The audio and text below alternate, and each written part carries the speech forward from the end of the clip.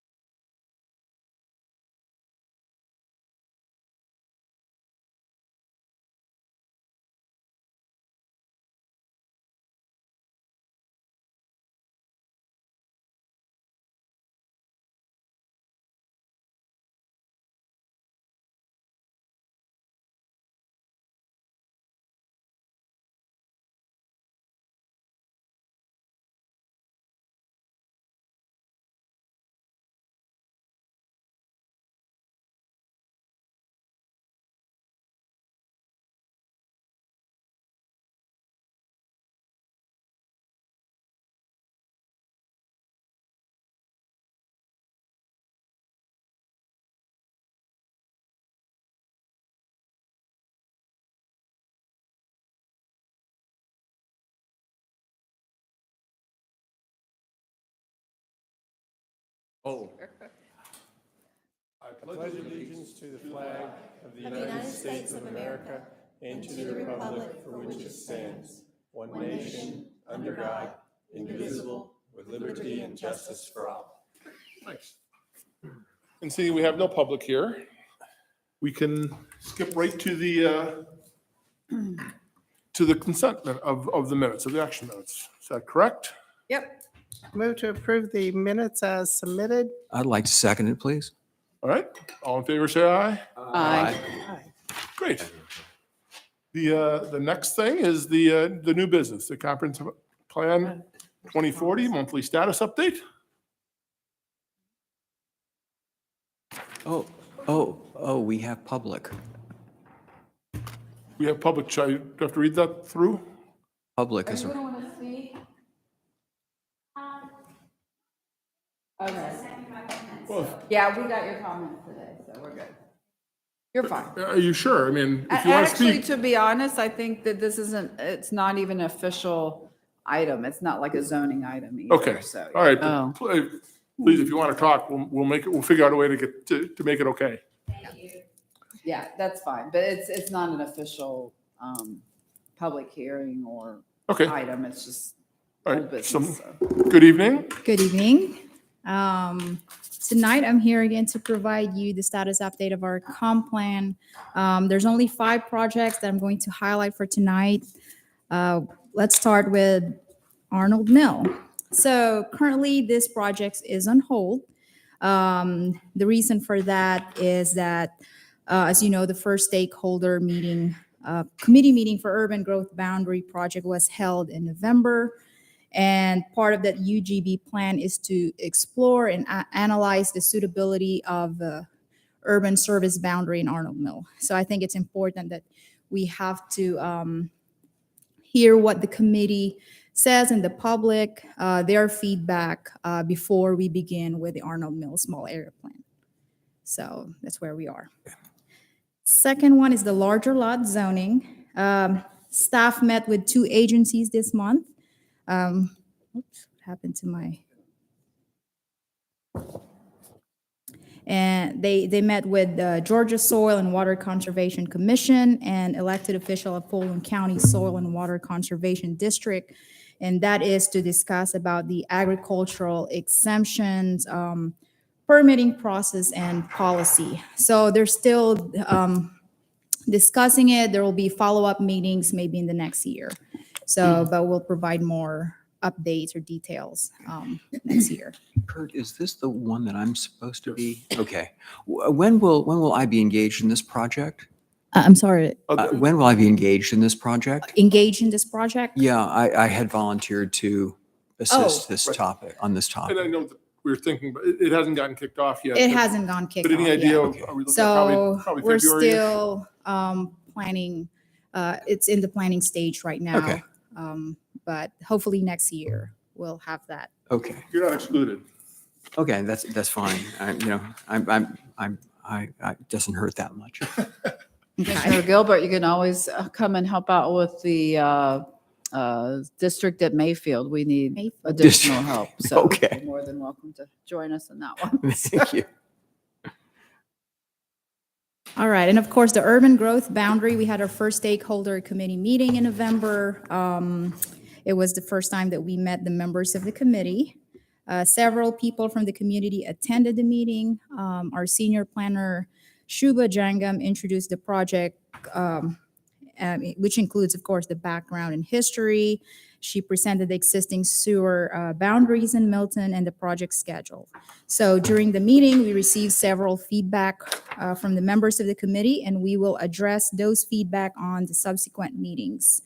That said, we scheduled a second meeting, and that's going to be in January 31st of next year.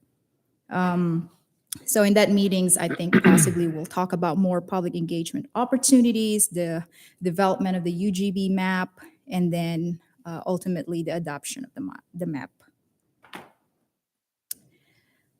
Next one is our Unified Development Code. If you remember, during the last Planning Commission meeting in November, a decision was made to review the UDC in its entirety. Tonight, we are reviewing 5 articles. If we're going to review the articles during our monthly meetings, this is the proposed schedule, but we are open to suggestions of a special called meeting. So, I guess that's one of the things we have to decide. Do we want a special called evening meeting where we can come and just focus on some of this, to get stuff knocked out? Because again, this is going all the way till next October, which is a while. Is anybody violently against having a meeting another meeting once a month to just walk through it? Think, let's see how the night goes. okay. We probably, Okay, I'm with Fred. I'm okay if we need to have additional meetings, but let's see how tonight goes. We might be just really fast. just that magic wand. Okay. And after we review the articles, then the text amendment process will follow again. And then the adoption may take place in March of 2024 if we follow this schedule that's proposed.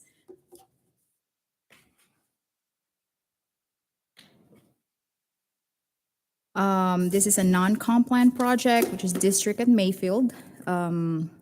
During last Monday, the council approved it to extend the moratorium to June 20th, 23. The anticipated date to adopt the plan is May 15, but prior to the adoption, we have scheduled 3 upcoming workshops. And it's outlined the goal for each workshop. To create alternatives for a concept plan in January. In February, we hope to develop a draft concept plan, and then March is to work on finalizing that concept plan for adoption. And that's all for my updates for tonight. We have Ms. Sarah Leaders, our Public Works Director, and she's going to provide to us the updates on transportation and sustainability initiatives. Great. Oh, question? at this on the diligence restrictions on flag lots. Okay. It says discussion plans on hold or on holding a public meeting early. Yes, so based on the feedback of the council in November, they feel like we need more public input. So this month, the planner and I were talking about just ideas on what kind of public hearing are we going to do, public meetings, are we going to form as stakeholders? So we'll reveal all of that in January. Okay, so Yeah. we'll know. We'll know. Okay. Yep. Great, thanks, Jackie.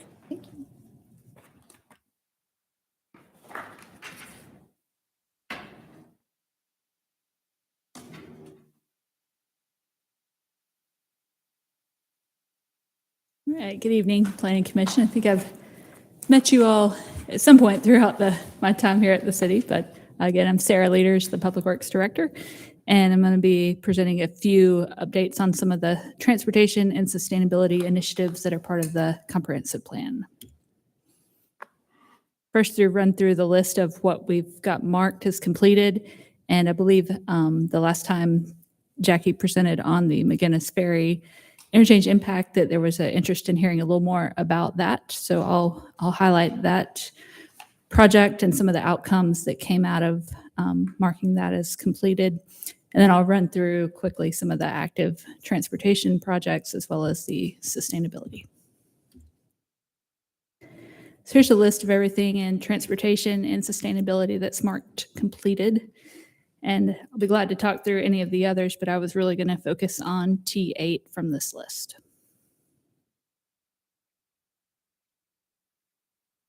The identified project was to evaluate the McGinnis Ferry interchange impacts on the city of Milton's roadway infrastructure. And I do have some slides about some of these other components of it, but the outcome of this element was, first of all, continuous coordination with interchange projects. So that one has multiple partners involved. It's actually being run through the Department of Transportation. And because it's primarily in Forsyth County, it's a different district than we're used to dealing with. So add that to the mix of a different set of DOT stakeholders. Forsyth County is involved, and then the contractor that's been awarded construction. So we do participate in status meetings on what's going on with that project and how it relates to projects we have going on. The next item is the Morris Road widening. So that project was really created from the impacts that the McGinnis Ferry interchange have on our roadway system. The McGinnis project had proposed to end the 4-laning at Bethany Bend. And it was tying into another McGinnis Ferry widening that this map on the slide shows kind of the limits of the 4-laned McGinnis Ferry Road. So it starts all the way over to, I believe it goes all the way to Interstate 85. And so it's 4 lanes all the way across 400, and then they were going to stop at Bethany Bend. So we created the Morris Road widening that would extend that 4-lane section down to the intersection of Webb and Morris, where Morris is 4 lanes beyond that. So it was just a gap in the 4-lane project. As part of the Morris Road widening design, we did evaluate all the additional trips that would be generated by the interchange. So ran traffic analysis, and another goal of that Morris widening was to give some alternate routes from the interstate across the city. As part of that project, a key intersection is Bethany Bend at Morris McGinnis, and I'll show a little bit about that on one of the upcoming slides. Another opportunity with the McGinnis project that isn't so much vehicular traffic, but it has to do with walking and pedestrian accessibility, and that's it. We're able to provide a connection to the Big Creek Greenway that I'll show on an upcoming slide. State Route 9 widening, we also believe plays a role in the impacts from the interchange, and I'll get into that in just a minute with the offset legs of Bethany Bend.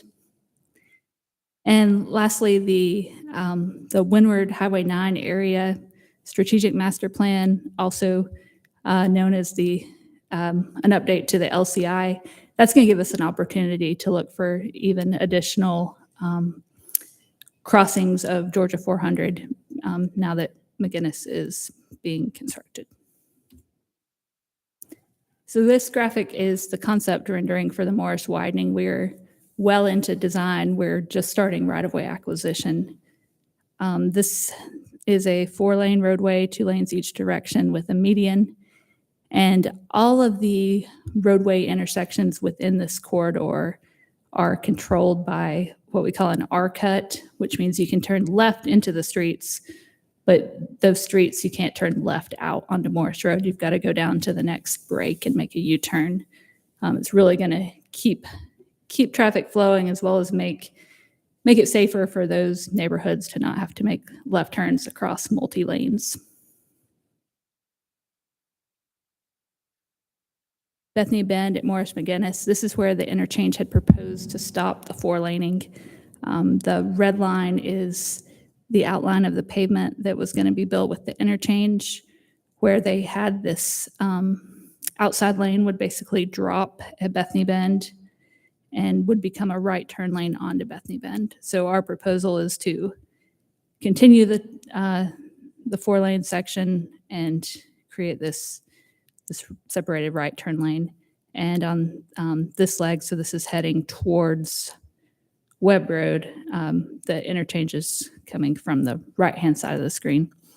So it would again be to not drop that lane, but to continue it all the way down to Webb. That right corner. That was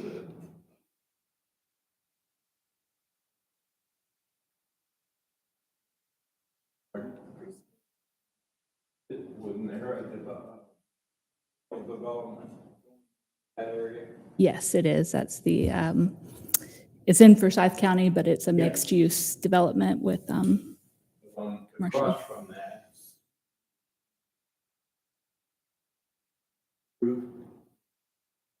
That property came up. Yeah, so to the west, To the left is Milton Montessori, used to be known as Red Apple Montessori. So they did an expansion. They added a building, so you all saw that use permit. And then more recently, probably about 3 or 4 years ago, they figured out they already outgrew it, so they needed additional space on the second story. So they got another revision to the use permit to add the additional square footage. And I believe they just finished that project where they had to add a little bit of parking and everything. So that's done.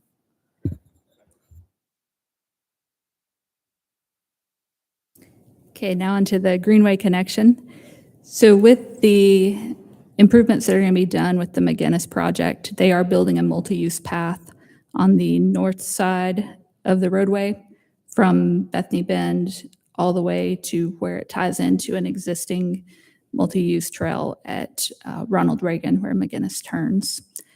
Alpharetta is looking at a future connection to get their Greenway connected to the Forsyth Greenway. And then our Morris project will also have a multi-use trail. And then we have another project that is a multi-use path along Webb and Cogburn to get all the way up to Cambridge High School, North Park. So that's going to be an exciting connection when all these projects come together. And then the State Route 9 widening. So I mentioned the offset Bethany Bend. To orient you, to the north is the right-hand side of the screen. And currently Bethany Bend is at a skew, a pretty severe skewed angle. So the State Route 9 widening is going to abandon the skewed legs of Bethany Bend and relocate them. This does create an impact for traffic coming from McGinnis because it creates that multi-turn move that anyone wanting to go through the city would have to take. So it might be that Webb Road or Deerfield Parkway or another route becomes more desirable, or there's just going to be alternate routes to get from the interchange. And sorry. Sarah, do you have any idea? I know this comes up with developers. Any timeline update from the state about the widening or progress? I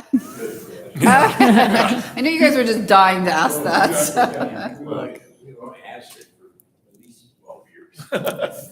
Yeah, The latest is construction bids in June of 2023. But they still have a bit of right-of-way to go, so that's the date we've heard as of most recent update from the state. Sarah, I have a quick question too on the roundabout that splits off of Bethany Bend and then part is over in Forsyth before you hit the light to Morrison and McGinnis Ferry. Who owns that roundabout, or is it multi-owned? It is primarily Forsyth County. There's a little bit of one of the circulatory lanes that is within the city limits, but the permitting for it and the maintenance of majority of it is within Forsyth County. Is there any way to get them to do some sort of landscape on that thing? It is awful. There's no landscaping in the middle, or very No, limited? it's just Oh. weeds. It really looks horrible. Yeah.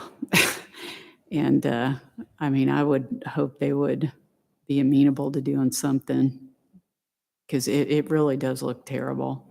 I mean, if I owned the Montessori school there, I'd be a little frustrated because they fixed up their property really nice, and that's kind of in front of it. Not really a good look. We'll take the next opportunity we have with the county to mention that. We also, Morris at Webb is currently bare, the roundabout at Morris Webb. And we are looking at some materials that can be transplanted when our project comes through, because while the center of the roundabout staying, the concrete apron around it is moving out. And so we don't want to go with the full landscaping until the widening project happens on Morris.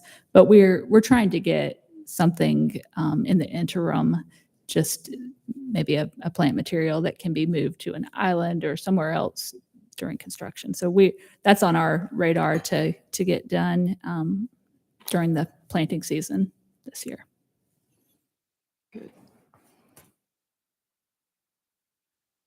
And then lastly, I mentioned the strategic master plan, which is also the LCI update for the Windward Highway 9 area, and the opportunity to look at some additional walkability improvements, as well as another possible roadway and pedestrian crossing of 400 that isn't an interchange.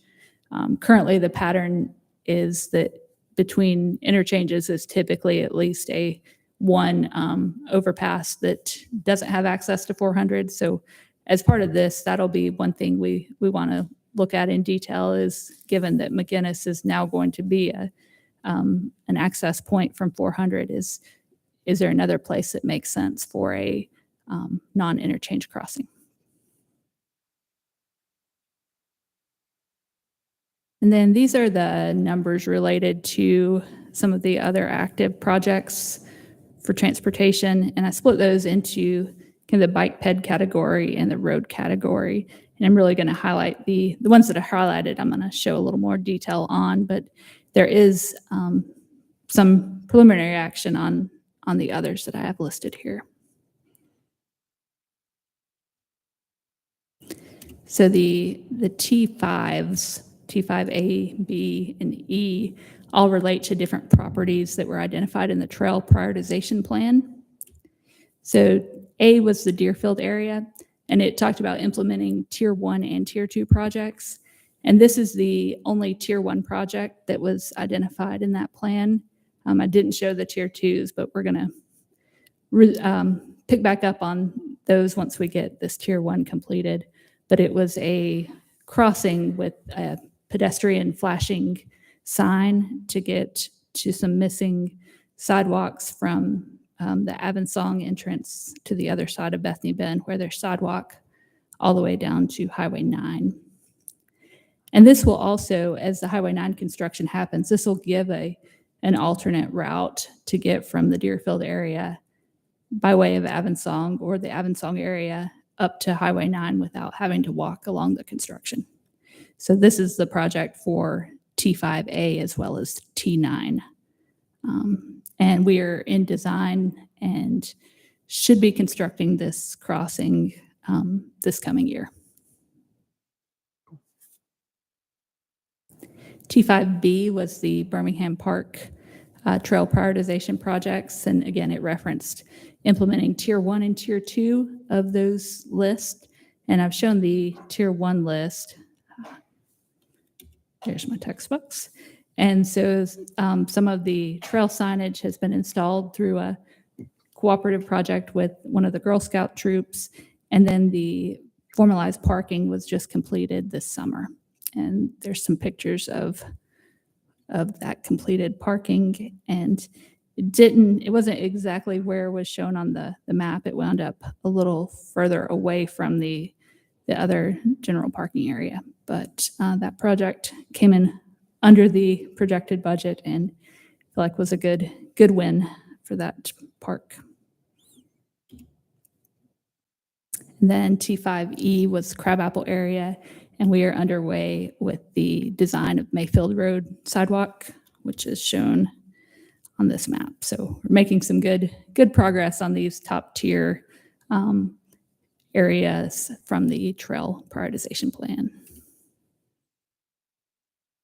These are some of the active projects in the sustainability category.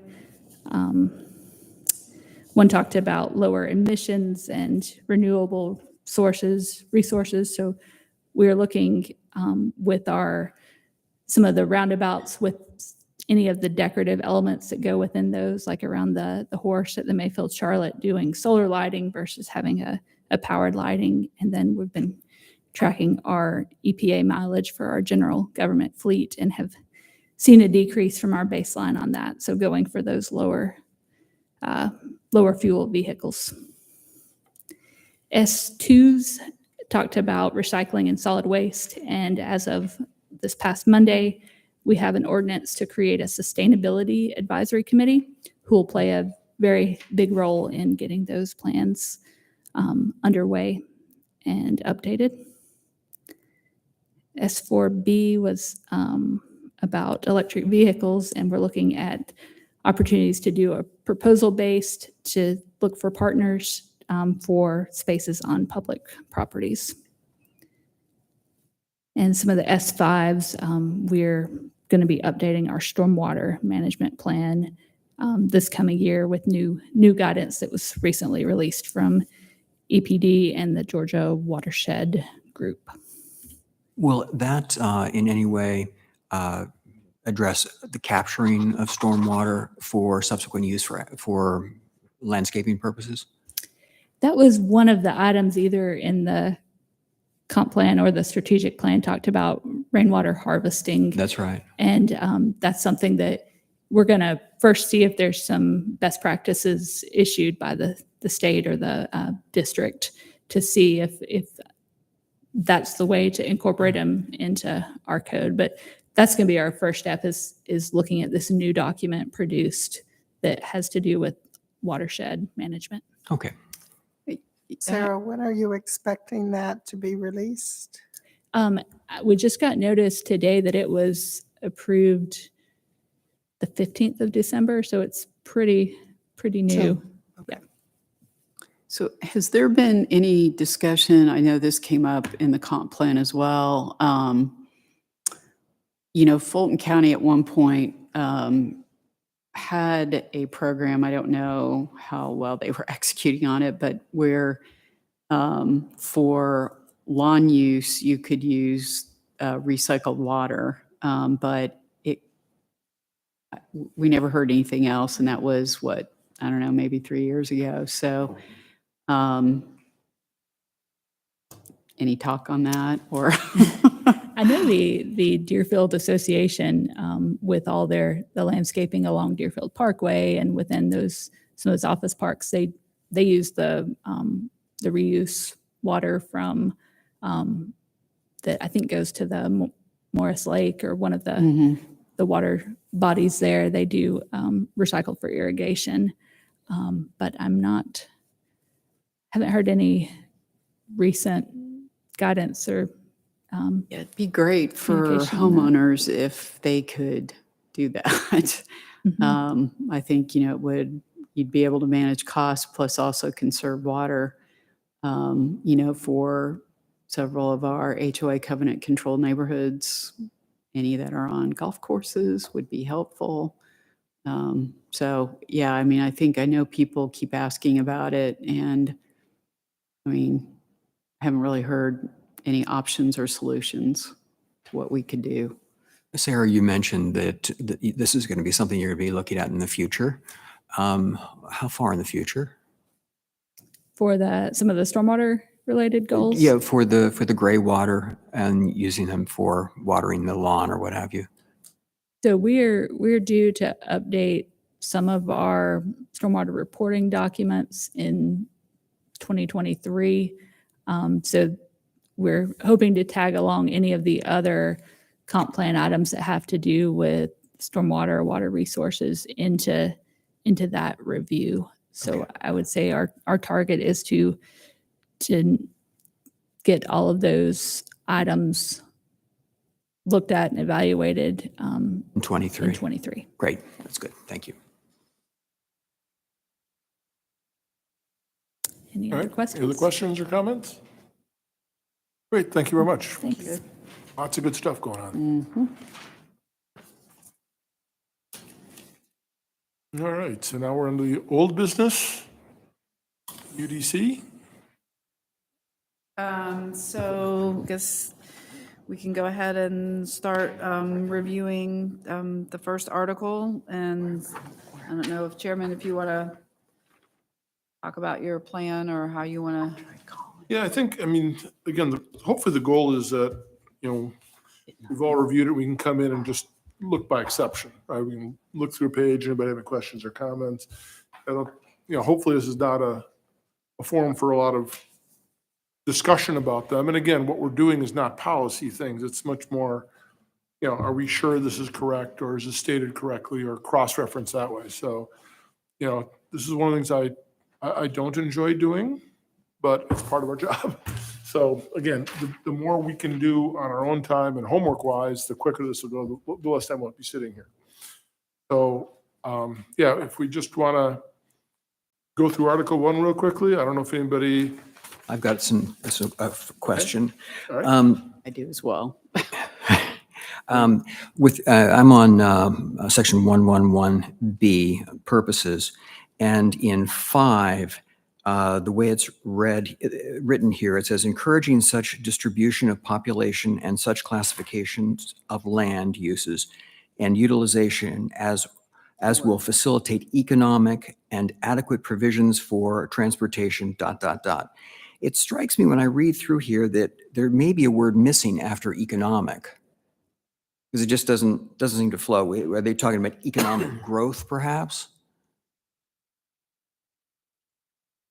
I mean, whatever your suggestion, I mean, just, Growth, sustainability, or, I would say growth, but I don't know whether something was missing there or not. That's sort of because I don't think it really makes a lot of sense the way it's currently written. Yeah, I actually had a question on this whole piece as to, I mean, I'm struggling with that this would actually do some of these things. I mean, I think number 1's fine, 2's fine.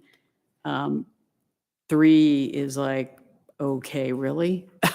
I don't, that doesn't make any sense. And 5, I would agree with you, Ron. I would just say scratch facilitate economic and just put provide provisions for transportation. I'm struggling on economic there, a UDC. No, not really. I don't Well, think. Yeah, it has economic implications, right? Because we're talking about land usage. Maybe. I mean, But I'm not sure this but it's a sentence is. UDC, so we're talking about the UDC and what is the purpose of the document and what does it allow you to do? I mean, that's where I'm struggling is, I mean, yes, I'm sure acting upon it down the road, but the document itself, I thought that's what we're referring to, the UDC. That's what, I guess, yeah, where were these taken from some other document or something? But I agree, providing adequate light and air. Oof. I mean, were these purposes taken from something else, or were these just developed for this?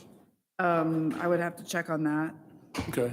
I mean, I think too, just remember the UDC is not just zoning, but it's other types of development regulations. So I know some, not that it can't be edited, but just to also don't get rid of other things that are related that we're not usually used to seeing in the zoning ordinance. So.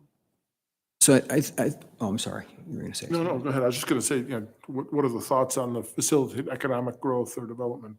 I agree with Laura, strike economic and then it makes sense. So it So would read strike as, economic, I'm sorry, I couldn't hear you. so it would read as will facilitate adequate provisions for. So strike economic and. Right, facilitate and economic. Or you can keep facilitate adequate provisions. So it would read, and utilization as will facilitate adequate provisions for. So strike economic and the word and. Well, I think what is the intent here? I mean, that makes sense from an editing perspective, but what was the purpose here? Were we supposed to be facilitating economic growth or economic welfare? We speak to general welfare earlier.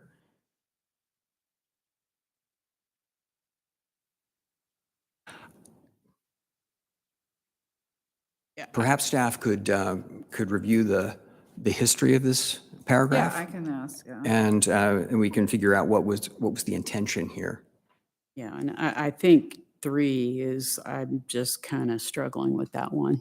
Like, I'm not quite understanding it. I'm like, okay, I don't quite get that. I was like, I had to read it a couple times. I was like, I still don't get it. So scratch There, 3. there was some things related to air quality in some of the sections I reviewed, so it might be related to that. Well, okay, if that's the case, then say that. Don't make it.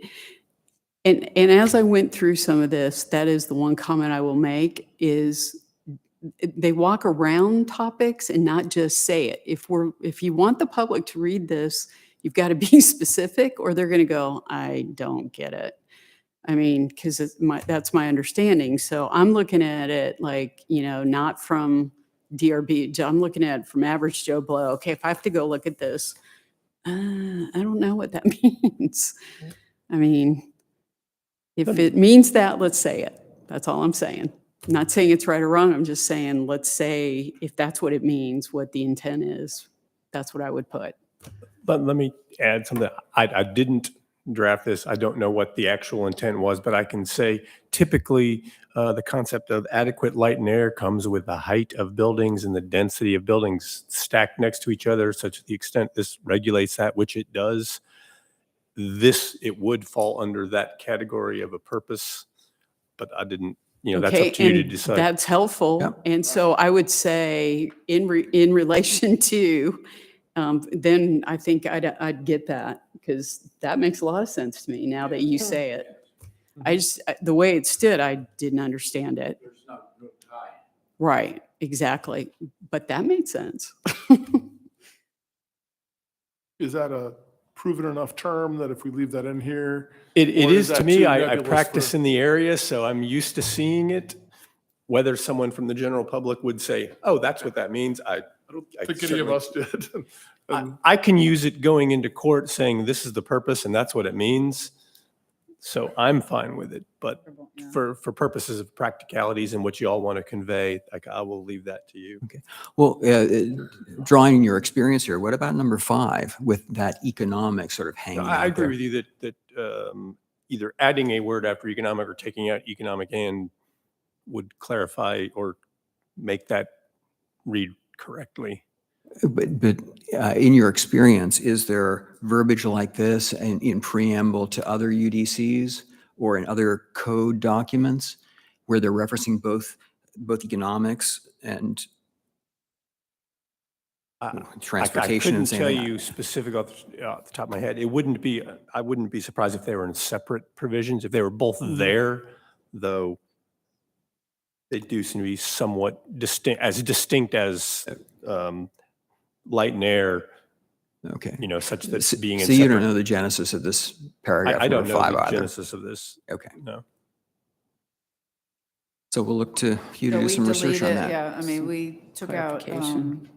so it would say, and utilization as will facilitate adequate provisions for transportation, blah, blah, blah. So, And I had one, Well, I still have that question. What's the intent? As to economic, are we leaving something out here? What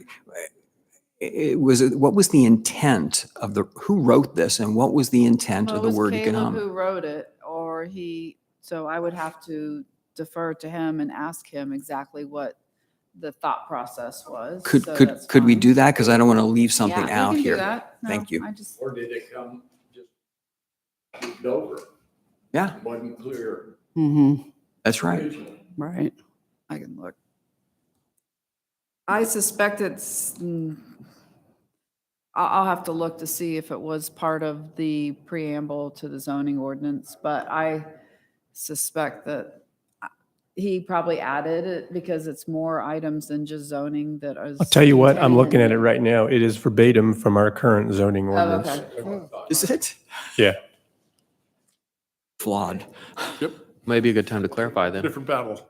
Yeah. Yeah, that's a different battle than we're up for tonight. Well, then I think we get rid of those words. Right. I mean, because one or the other prevails as you read the wording. So at least make one of them right and then fix the other one later. Yeah.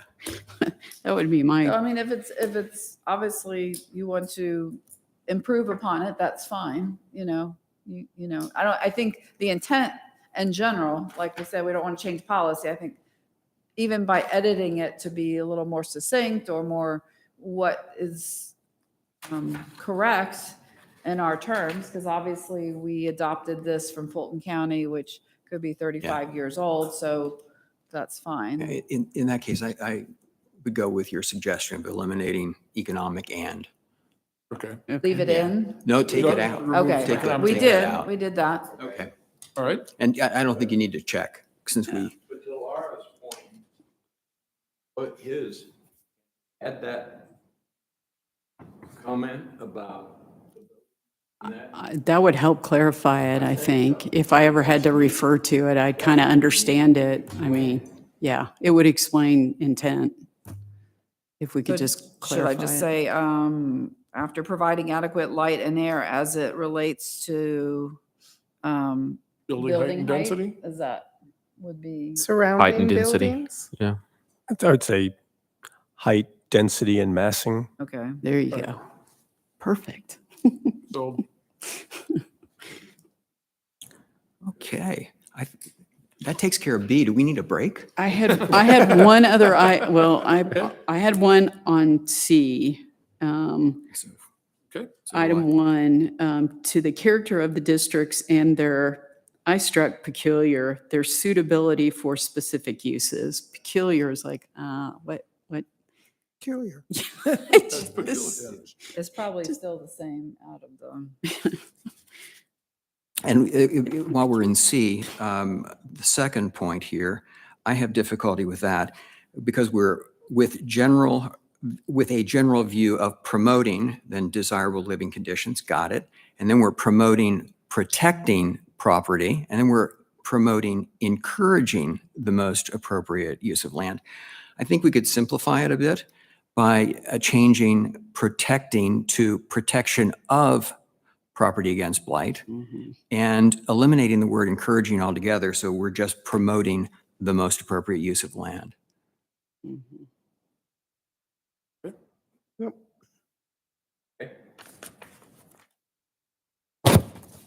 So going back, considerations on, under 1, we're taking out taken out. peculiar, okay?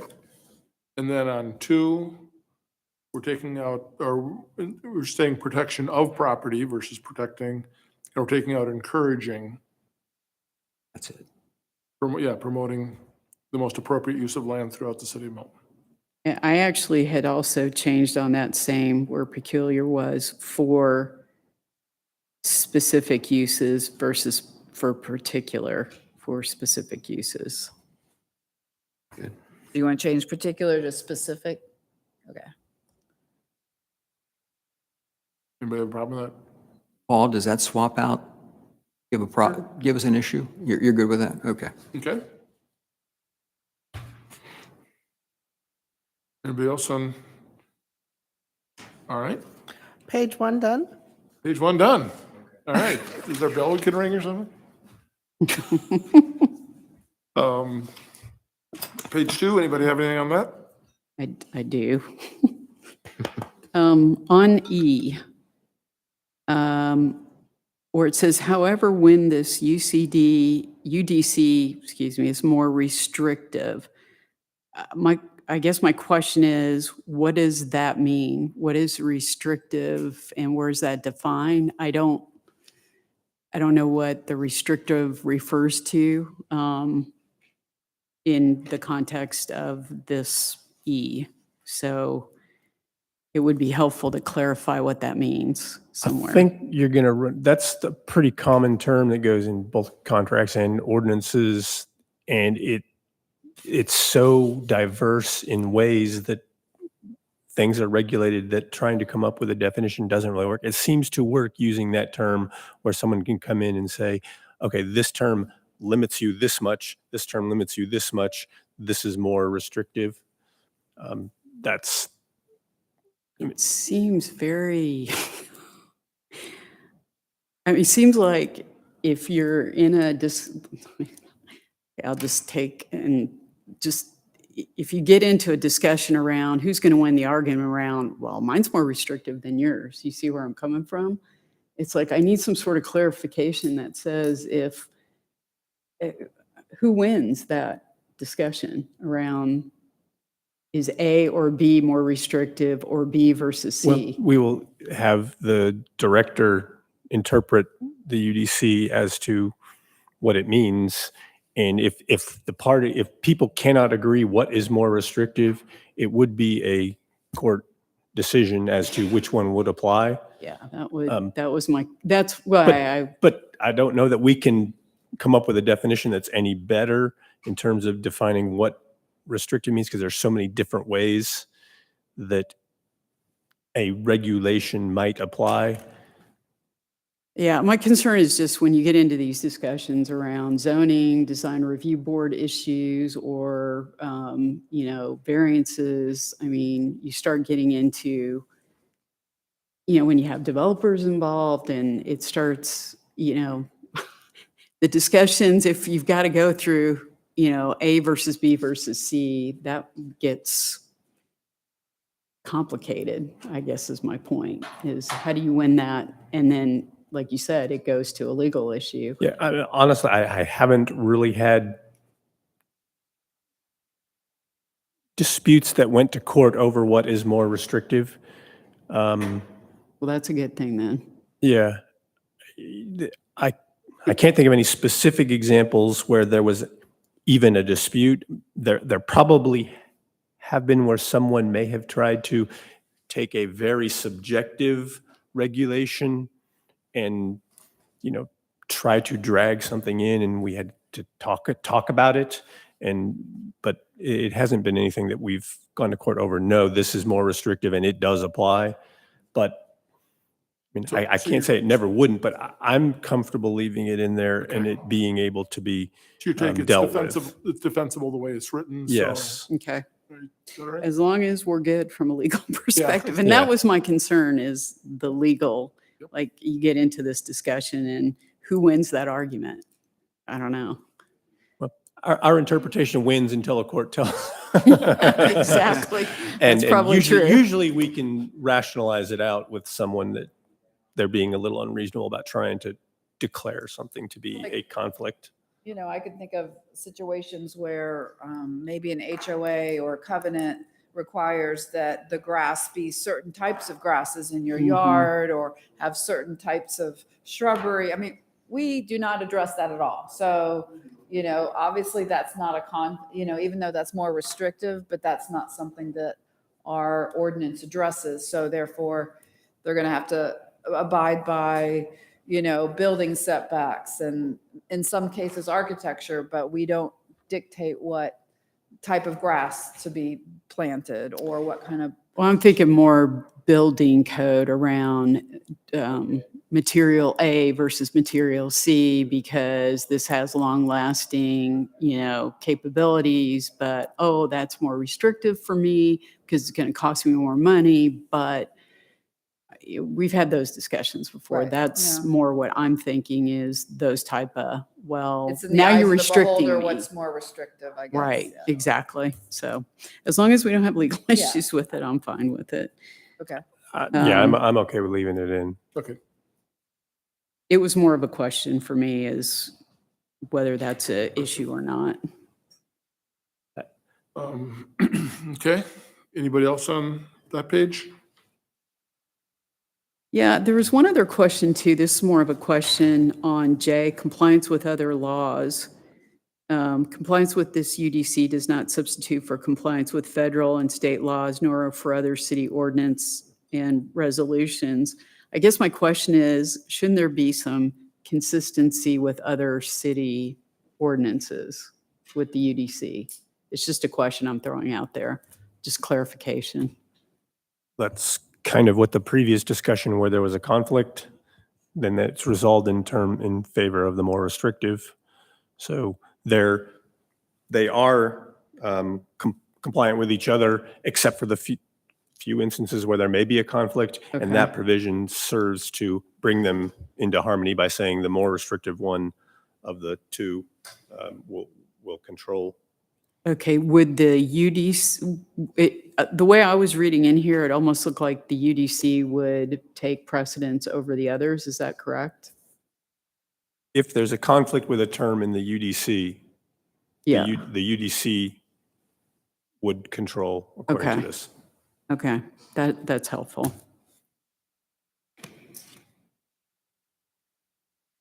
Okay. Good questions that are getting sorted out.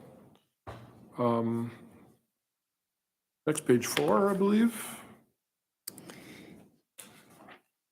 Yeah, my only question in 1.1.5 is, it looks like a word's missing. I don't know if anyone read this, but it seemed like it didn't make sense. Zoning-related legal proceedings or appeals to boards designated within this UDC will stay deadlines. It's like, are we missing a word there? Stay is using the term, a verb, to stop, to postpone. Oh, can we say postpone? It's a legal term that I prefer. Stay is what it means. Yeah, it's Okay. illegal. Yeah. I mean, could you explain that idea, maybe just in general? so A court can enter a stay of prosecution, stay of the deadline, stay of the case. It just means everything stops until a certain event So, happens. Yeah, I believe like a practical example is, let's say if we find that a property owner is in violation of a certain zoning ordinance, let's say,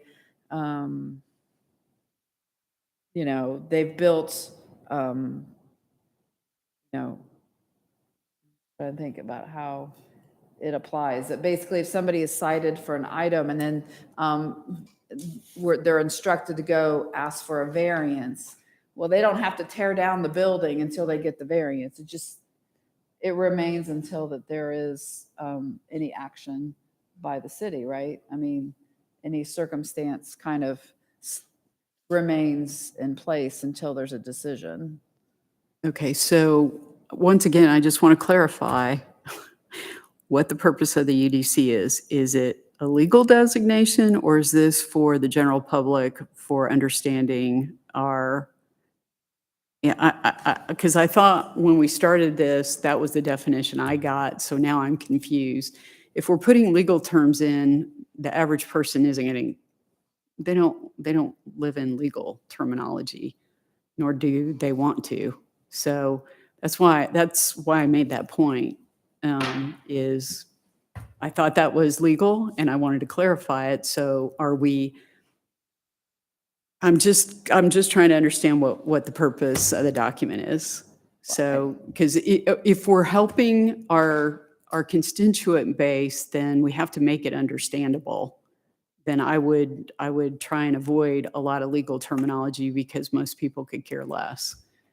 Well, I think that it's a balancing act, and maybe Paul can comment on it as well. I think these first couple of articles that talk about and kind of lay the foundation for the actual document, there may be need to keep it as clear as possible for any kind of litigation or going to court about it. But then the other flip side of it is, as we get into the guts, I think Caleb has tried to make it more user-friendly in the sense of terminology and how things are worded that aren't so exposed to legal issues or interpretation. I don't know. I mean, I think it's a balance. But if of the public- Not just being totally, okay, it's all just going to be used as user-friendly to the general public, but we still have to make sure that the document is defensible.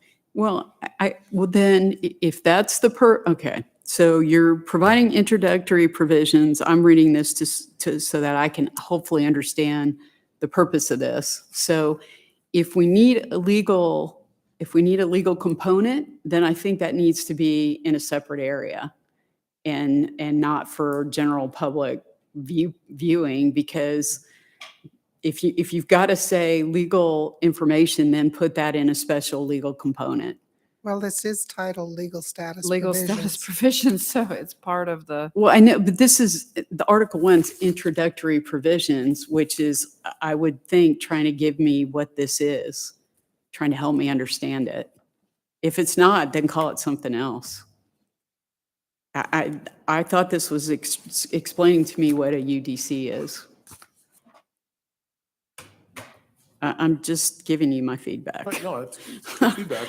I'm just trying to understand what we're doing so that either, it's clear for everybody else. I mean, if the document's for somebody else, then fine, tell me who it is, who the user of this document's going to be. Because I'm not clear. But I think it's, Laura, while we're trying to make it more readable and accessible and organized than the previous, it still needs to be something that will stand up legally. Because there's nothing else. It's replacing, Well, we have other- zoning ordinances, they're all coming in here. but we still have the other documents, correct? I'm sorry, what? We still have other zoning ordinance documents, correct? No, this No, is it. this is I it. This mean, replaces It 64. is This the is the zoning, code. this UDC contains Okay, I thought we what were was- still keeping some of the old documents, the way I understood it. No, I mean, basically the entire chapter 64 of zoning, including all the overlay districts, all the zoning district, everything Okay, has been put into the UDC along with other different zoning, no, not zoning, other city codes, okay. like environment and Well, then keep the stormwater. legal in there. I mean, I just trying to make sure who's going to read that and understand it. That's my only point. So And I think if this is for the city, then fine, then it's for the city. Then let's just say that. If, Well, and that's what I was trying to say, is that I think it's a balance of I think there's portion of the UDC sometimes have to become very technical and legal. And then there's probably the majority of it that we want to make it as user-friendly as possible. It's not one or the other. It's not all one way or all the other way. And, I think that that's an explanation of why we need it this way in this chapter, whereas when we go into the other articles, especially Caleb did do a lot of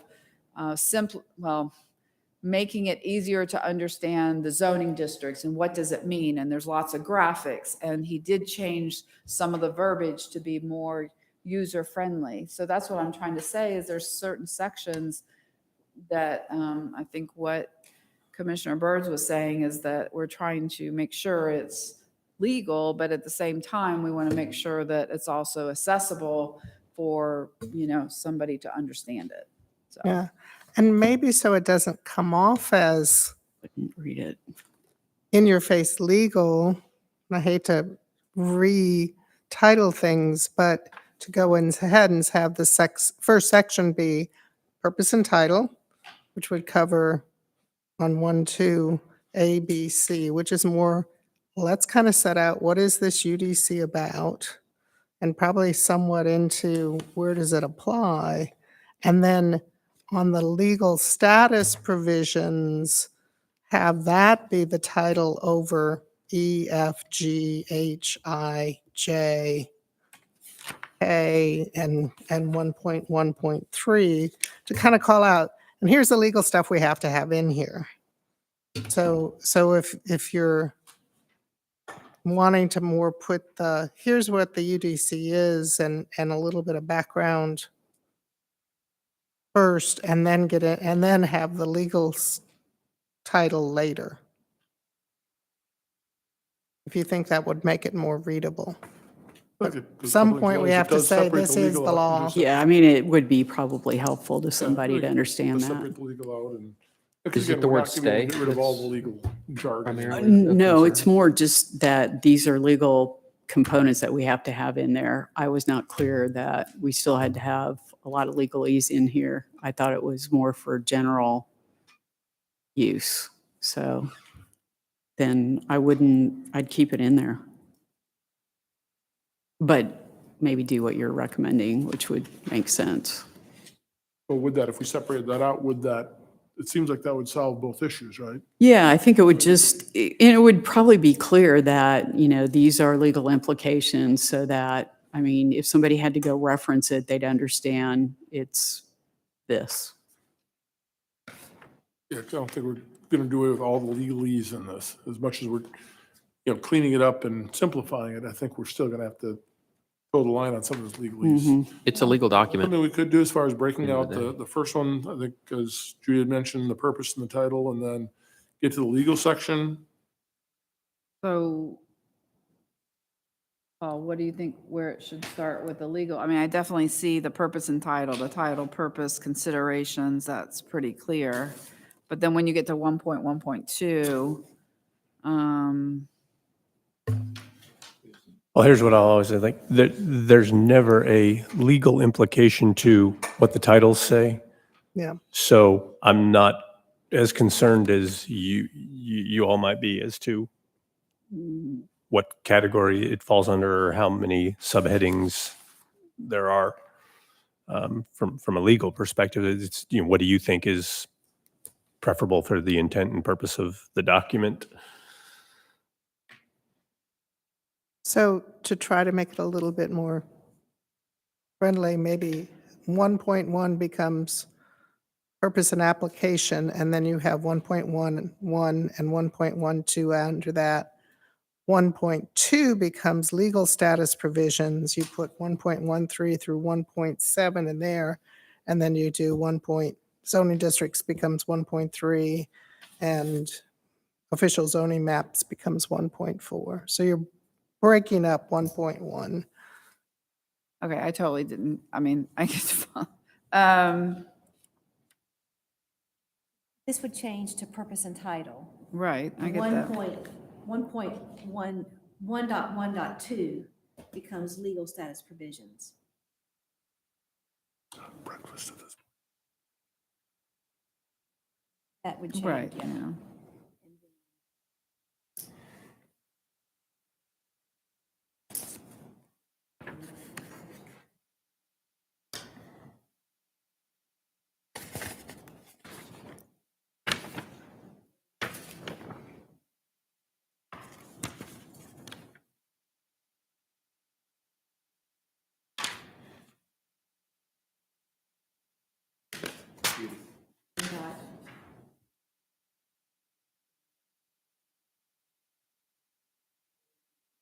You're going to give that to.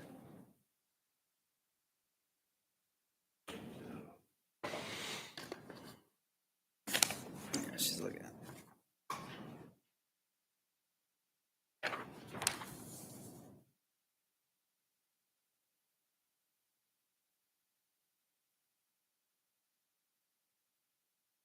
You can just keep that. Then it's kind of like all the legal stuff is in there, but it's not the first hit your face with it. Describe it. Yeah.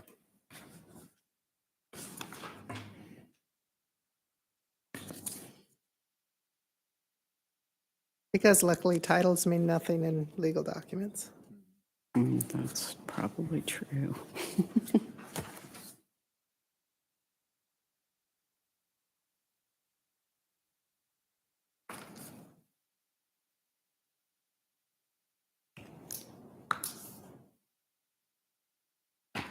And that doesn't affect the overall structure of UDC, right? That's just rearranging a little bit. That doesn't really affect the overall structure of it, correct?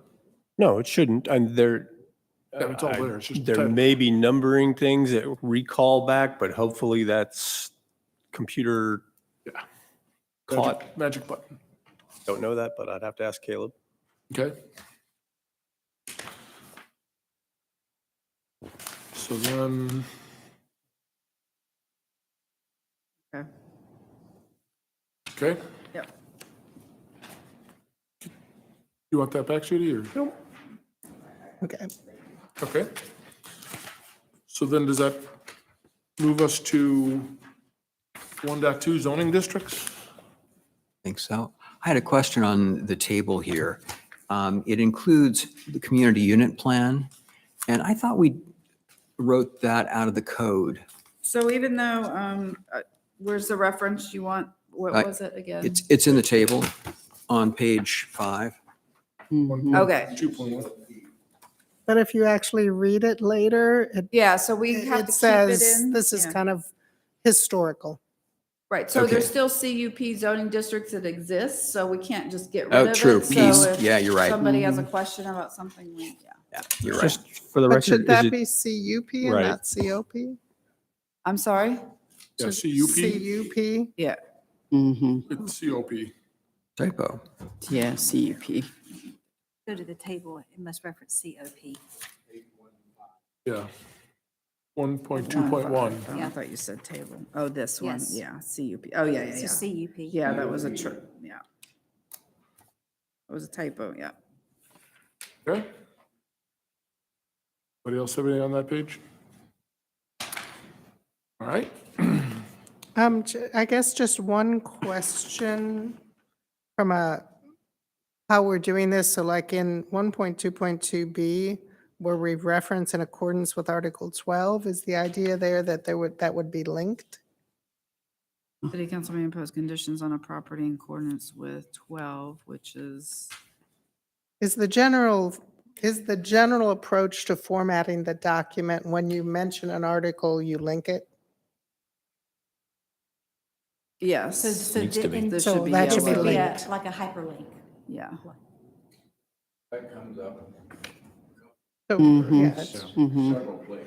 And then my other question was, it seemed the convention was, as in this draft, if it was highlighted in yellow, the intent was, we'll put the link in, but later. Right, Okay. yeah, yeah. I mean, I don't know if this is a reference or that there'll be, I can make a note whether it'll be linked, hyperlinked or not. Yeah. I'm assuming it would, but, Yellow thing right, was coming up. yeah, yeah. So I assume if I go to Article 12, that discusses conditional development in more detail, correct? So no, Article 12 has to do with rezonings, and I believe, I don't have it in front of me, but I Okay. believe that is when it speaks about conditions, the only time that a city council would impose, not only time, but, that Article 12 provides that when they approve a rezoning or Right, it's or something, rezoning it allows, processes, it yeah. authorizes them to impose conditions. it's the process of rezoning or a use permit, yeah. Because we were talking about conditional development and we talk about conditional for that district, but were we talking more about conditional development, I guess, is my question. We mentioned A and B, but so that's why I was asking if it's in Article 12 and talks about conditional development, what So it what is. Article 12 is, in the times that it would be in a rezoning or a use permit, you can, the city council or even you all make suggestions for conditions and then ultimately approved by the council, then that becomes like conditional zoning. So it just talks about the process of how one goes through a rezoning or use permit process.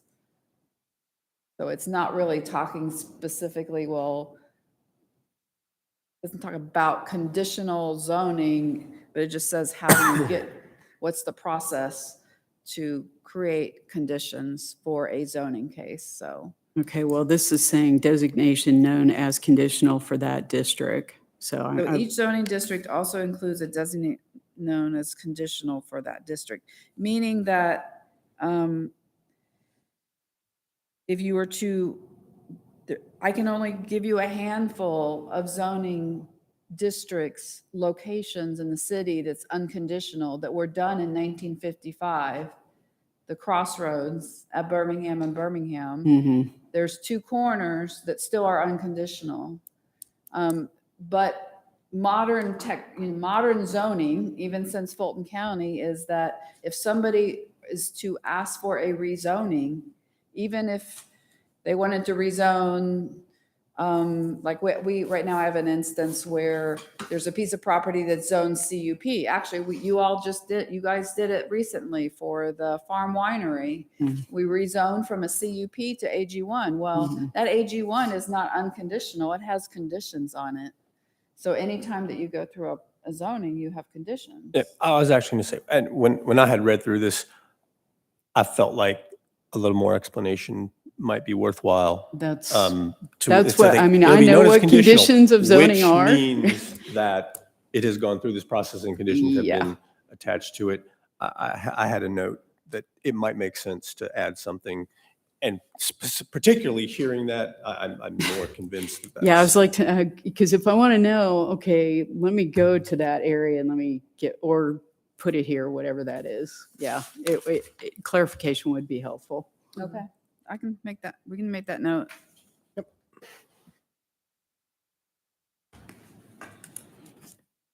Okay, good catch. Then the 1.3, the official zoning map. Just building on that conversation, in B, we're talking about the official zoning map, and we're referred to the official zoning map that's maintained by the city clerk. Right. And would it be possible to put a hyperlink in here to take the individual to that city map? Yeah, I mean, I don't see why not. We can make it a hyperlink to the map. No, I think that's a great idea. Try to make this easier. Good point.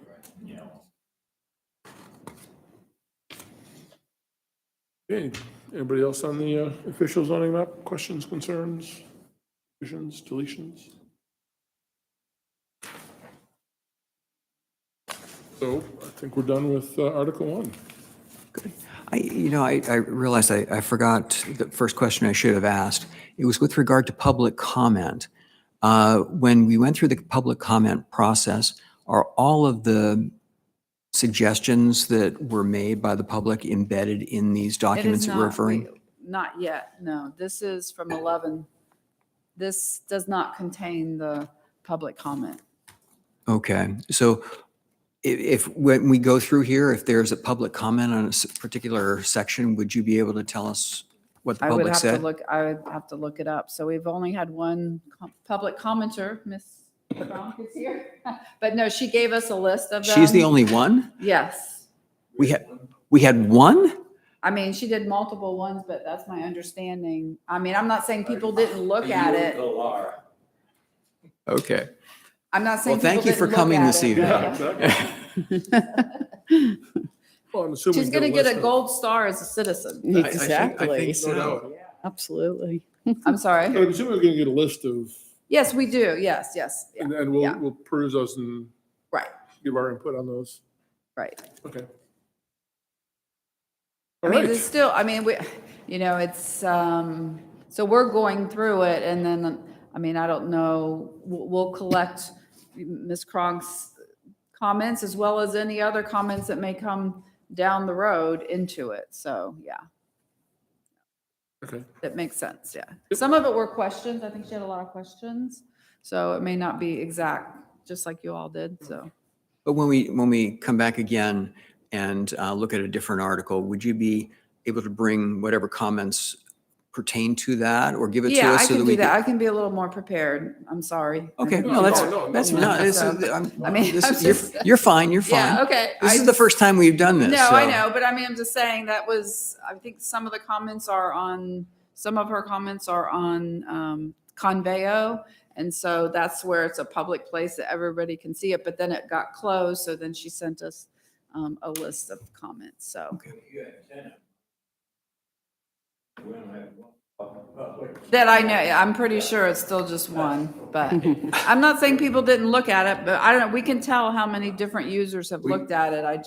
Jackie's not here to ask because she's been kind of collecting that information. Oh, you've been looking at it. So did you like looking at it on Conveo? Did you feel like for the public that would be? It was nice because it was accessible, and I'm used to doing electronic documents, but I didn't comment there. I decided to hold my comments. Right, yeah. I made note, but I didn't. if somebody was interested, did you feel like it would be helpful? I guess that's the question. Okay. I also kind of knew where to look, like which sections were more interesting. All right. Article 2, the general provisions.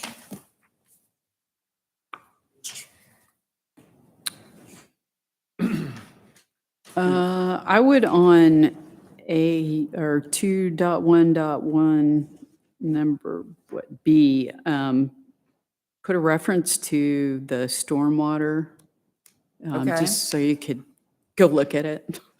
That might be helpful. Water. Lot size exceptions where it references stormwater, detention, retention. Might be helpful to be able to access that so you would understand what all the stormwater requirements are. Is that chapter 11? Is that where stormwater is? I wasn't sure. I think so, yeah. Right here, in accordance with the established.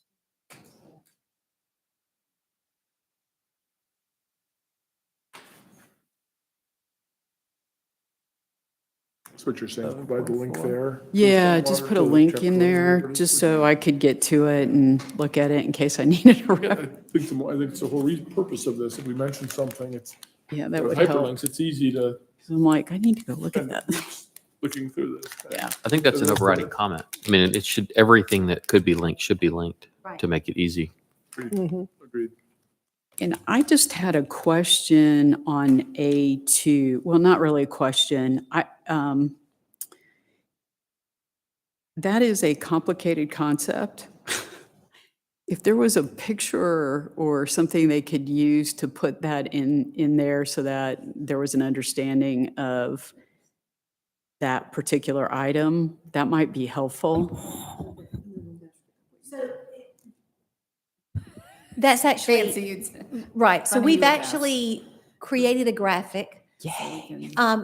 Because we needed to understand it ourselves when we meet with applicants. So we will formalize that. Right now, I've drawn it. I mean, I have it Yay. drawn on an 11 by 17 piece of paper. It works when we're explaining it to an applicant, but we will improve upon that to have And we a true can- graphic. And then we can insert that. Yeah, that would be great because that is a complex It is. concept. When you see my graphic, it's not, but Yeah. we had to draw it ourselves. Well, and one other question on the C, reduction of lot area. Is that specifically, it's more clarification, it's mentioning government action. Is that specifically addressing government, or would there be a time where there would be a reduction of lot area? And what would that, I guess example there might be helpful. I mean, it mentions government action. Are there other actions? As far as I know, this is typically intended to refer to road widenings where they, in condemnation, they'll come and they'll Okay. shrink into the lot. Okay. I don't know of any other ones. I think that's really just government when we ask Okay. for right of way or whatever, so yeah. Okay. All right. I had a problem with 212 yards, but question mark, but now I can't. That sense, I guess. That's why I put a question mark in.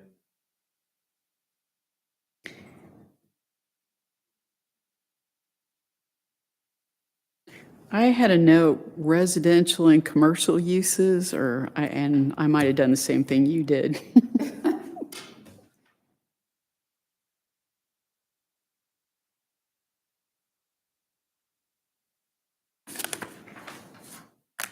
So this comes straight out of the other, I mean, from the zoning ordinance, yeah. Okay. Next page. Do we have anything for landscaping? 2.1.3. Here again, like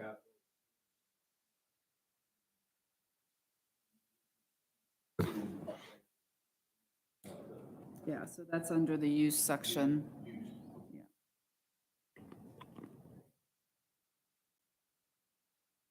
Okay.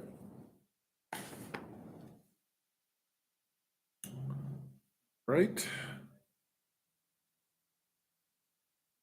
And exceptions or nonconformities? Sure, so I had something here. Can we just get some examples of like where 2.2.1, where public purposes, it's basically saying the UDC doesn't apply to the government. Why, what kind of examples would be in that category? Why wouldn't we want to comply with the UDC if we're building a park or building? So usually it's not, well, I mean, we really try to.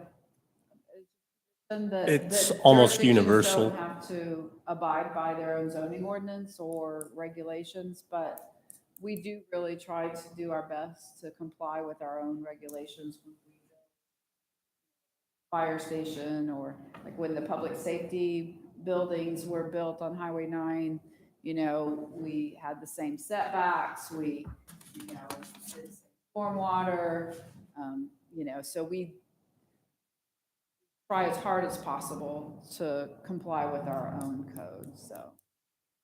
They were perfect, but I think it's like, But it's pretty near typical. universal, if not, that they won't apply to themselves.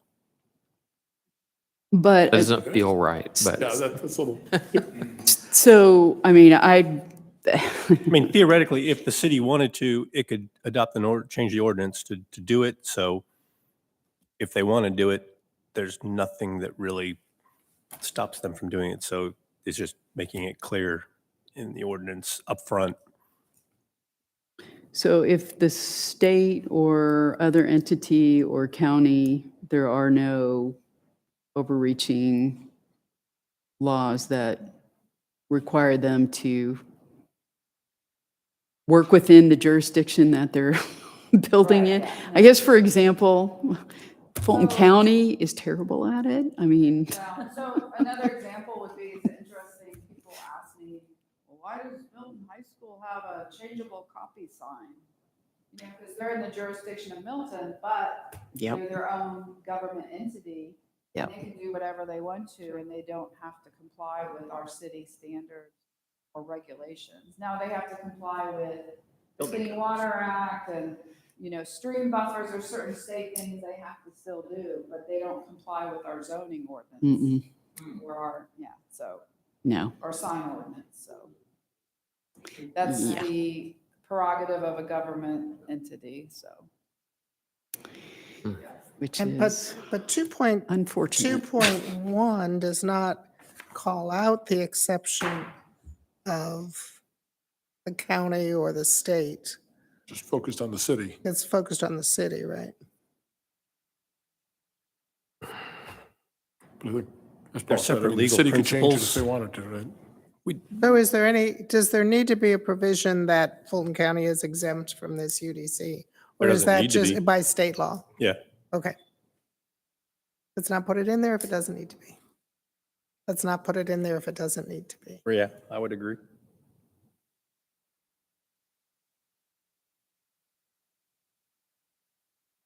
Okay, so is there not change on that? Are we adding anything about the other governmental? No, the answer is don't put it in there because it's Fair enough. covered under state law. Okay, so are we voting to strike section 2.2.1? Is that what I'm hearing? I think we're leaving it. Oh, okay. I'm kidding. Okay. Just checking. All right. All right. Hmm. Anything on the next page on non-conforming lots and non-conforming uses of land? This all also just comes straight from the zoning ordinance, so Okay. the existing. So question on that, are non-conforming lots were typically grandfathered, is that correct? So it might be helpful to say that somewhere, just so it's clear.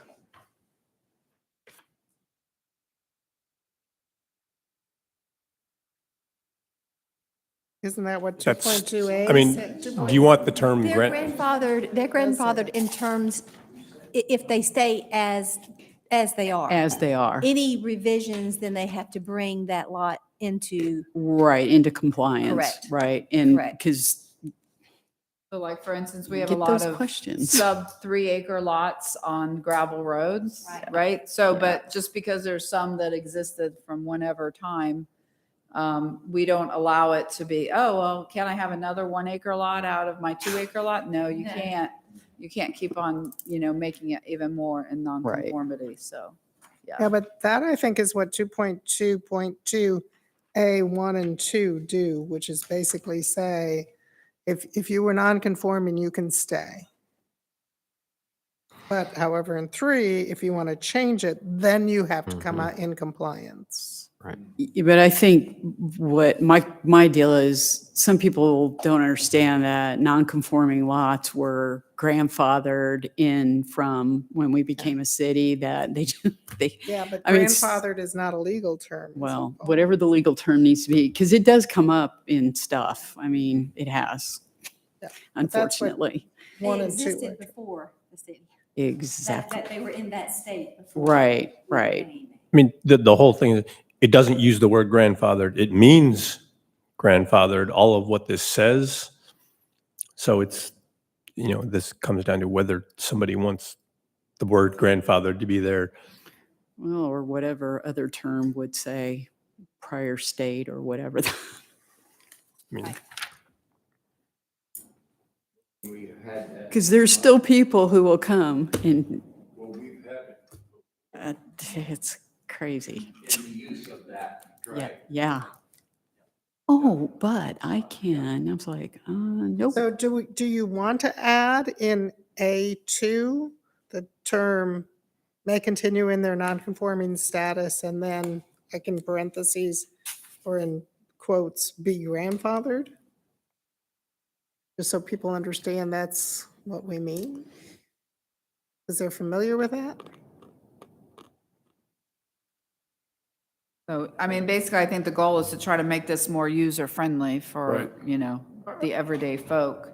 I think So, 2 is pretty, yeah, pretty self-explanatory. we'll make a note to Caleb about, Be grandfathered, yeah.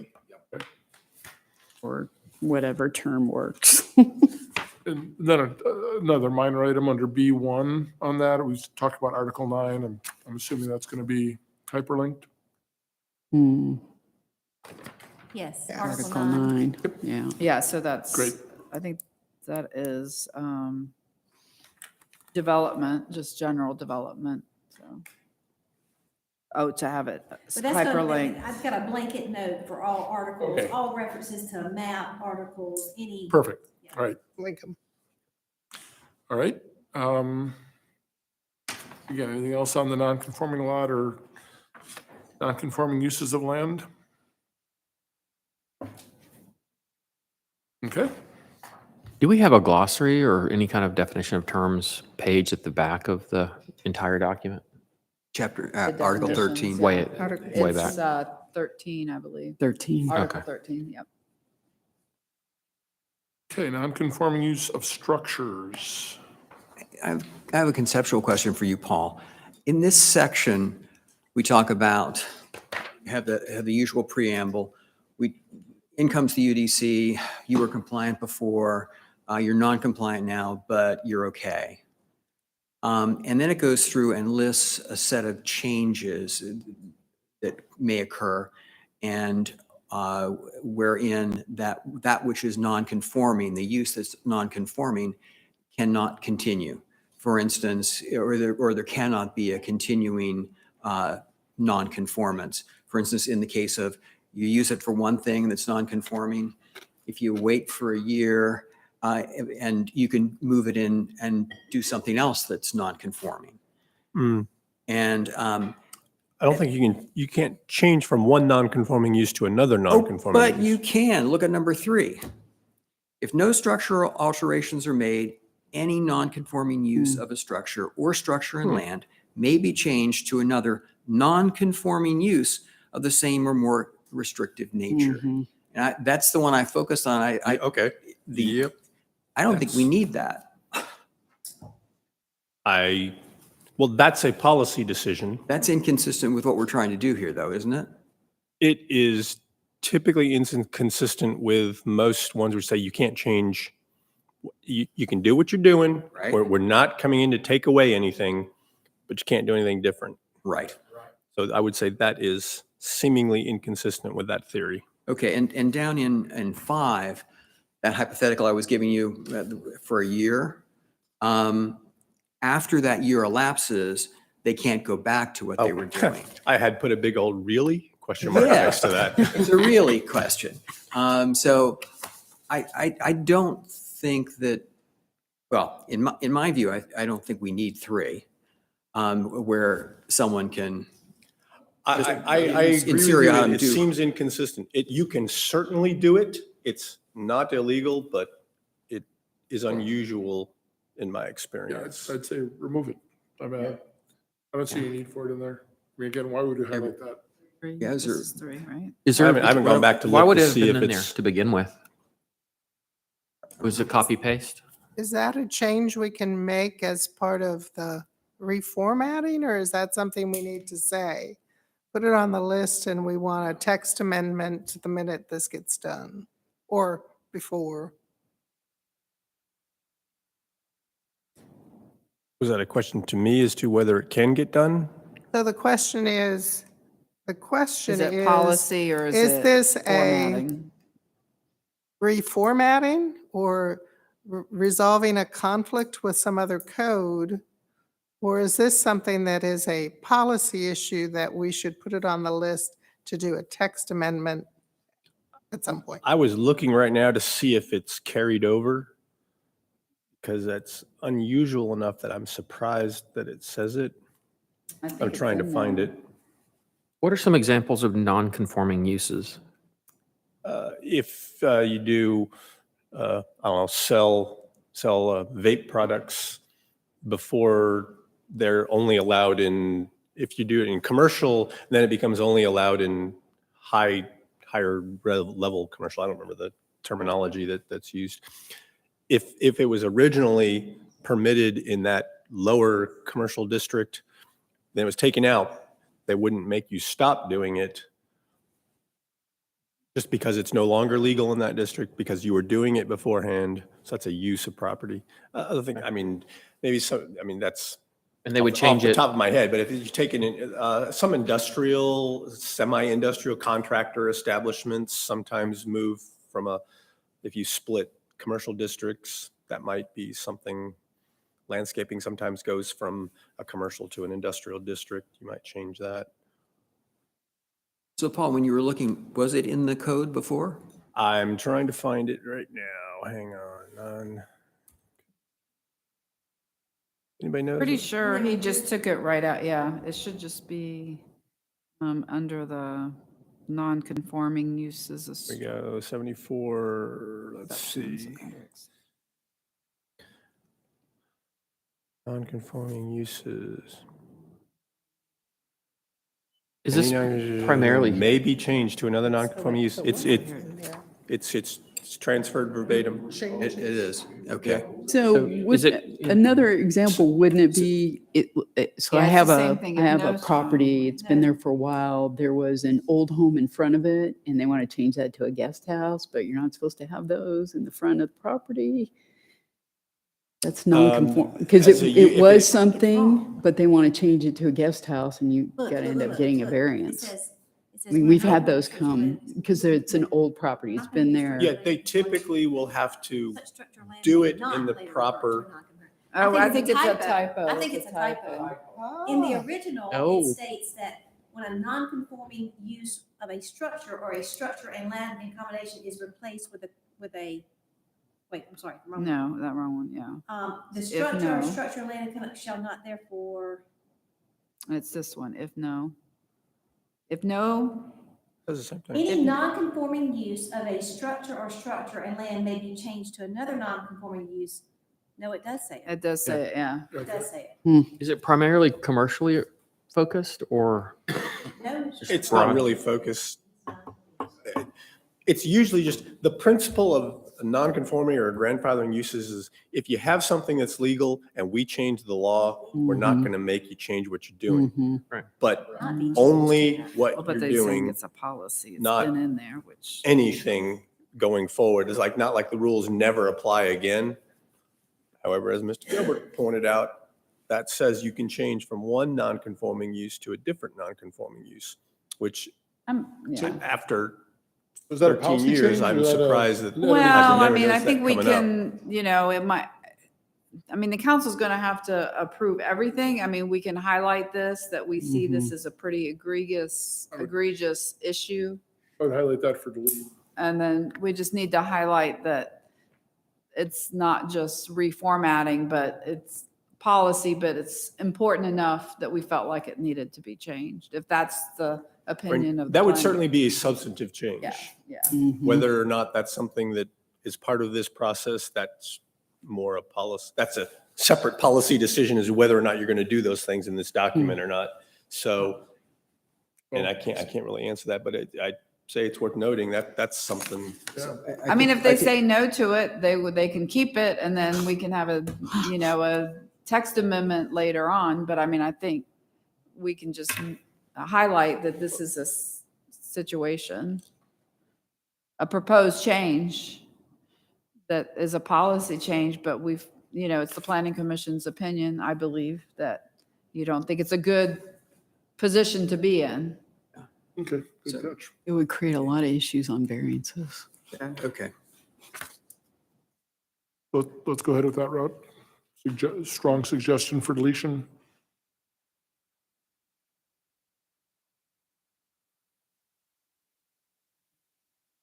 Okay.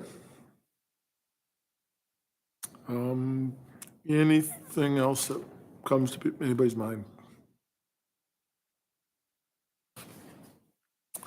All right. Done with page 2-5, going down to page 2-6.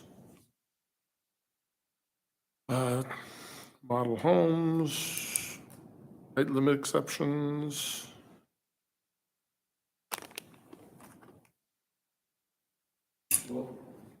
Question on 5. Blue and section error. Yeah. So they just need to fix it. I think it's a They just need to formatting. find it. Yeah. It's going to a link that doesn't exist, or the link is corrupt. Link to nowhere. Okay. Anything else on that page? Yard encroachments? Okay. Moving right along, 2-7. I have I think a typo here in 226, right-of-way encroachments.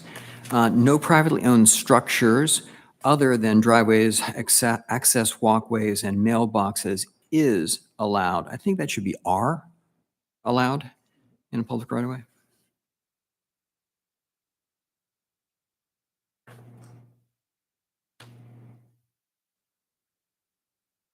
Okay. What page was that on? 2-7, it's Okay. 226, right away. Second line down under that. Yeah, no privately owned structures is allowed. That ain't good English there. That ain't. That ain't good English. Oh. So I had a question on the flag lots, more clarification, Okay, because I know we're in the process of trying to move towards something different here. So I assume this would be changed if in fact that goes forward, or yes? Right, so we would do, if whatever is decided on a policy, it'll be a separate text amendment, so this, if we delete flag lots, then this would, in all intents and purposes, be deleted. Okay, That's why I brought flag lots up when she. Yeah, mm-hmm. but right now, it would just stay. okay. And just a general comment, on some of these, we talk about, like this aggregate block standards 2.3.1, where we get into materials, treatment approved. Wouldn't that be a DRB review as well? And should we go ahead and state that on these? So I think this is in general, speaking of single family, I mean, I know it doesn't say that, but, and I know the DRB does review when, on commercial developments, when there's walls and different types of materials, but, this is in general, just where the DRB does not have oversight, which would be in single family. You know, when somebody's building a house, that's what we make sure that it meets it. So not every single wall goes to the DRB to make sure it's the right Yeah, material. It's understood. done by staff. So this is where it addresses it.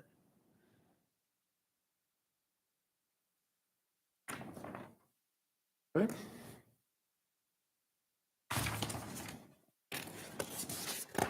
Fences and wall standards, we're good with those?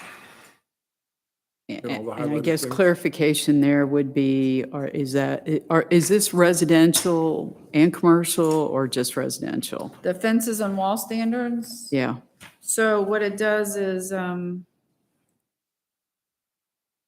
it's just generally under A1, and then it talks about all the different districts and overlay districts, like under 2. So you have to refer to those different sections for the different requirements, or if, you know, so that it's very specific. So, yeah, once again, I mean, on that, if it's commercial or some residential, because it depends, I would just mention DRB is going to review that.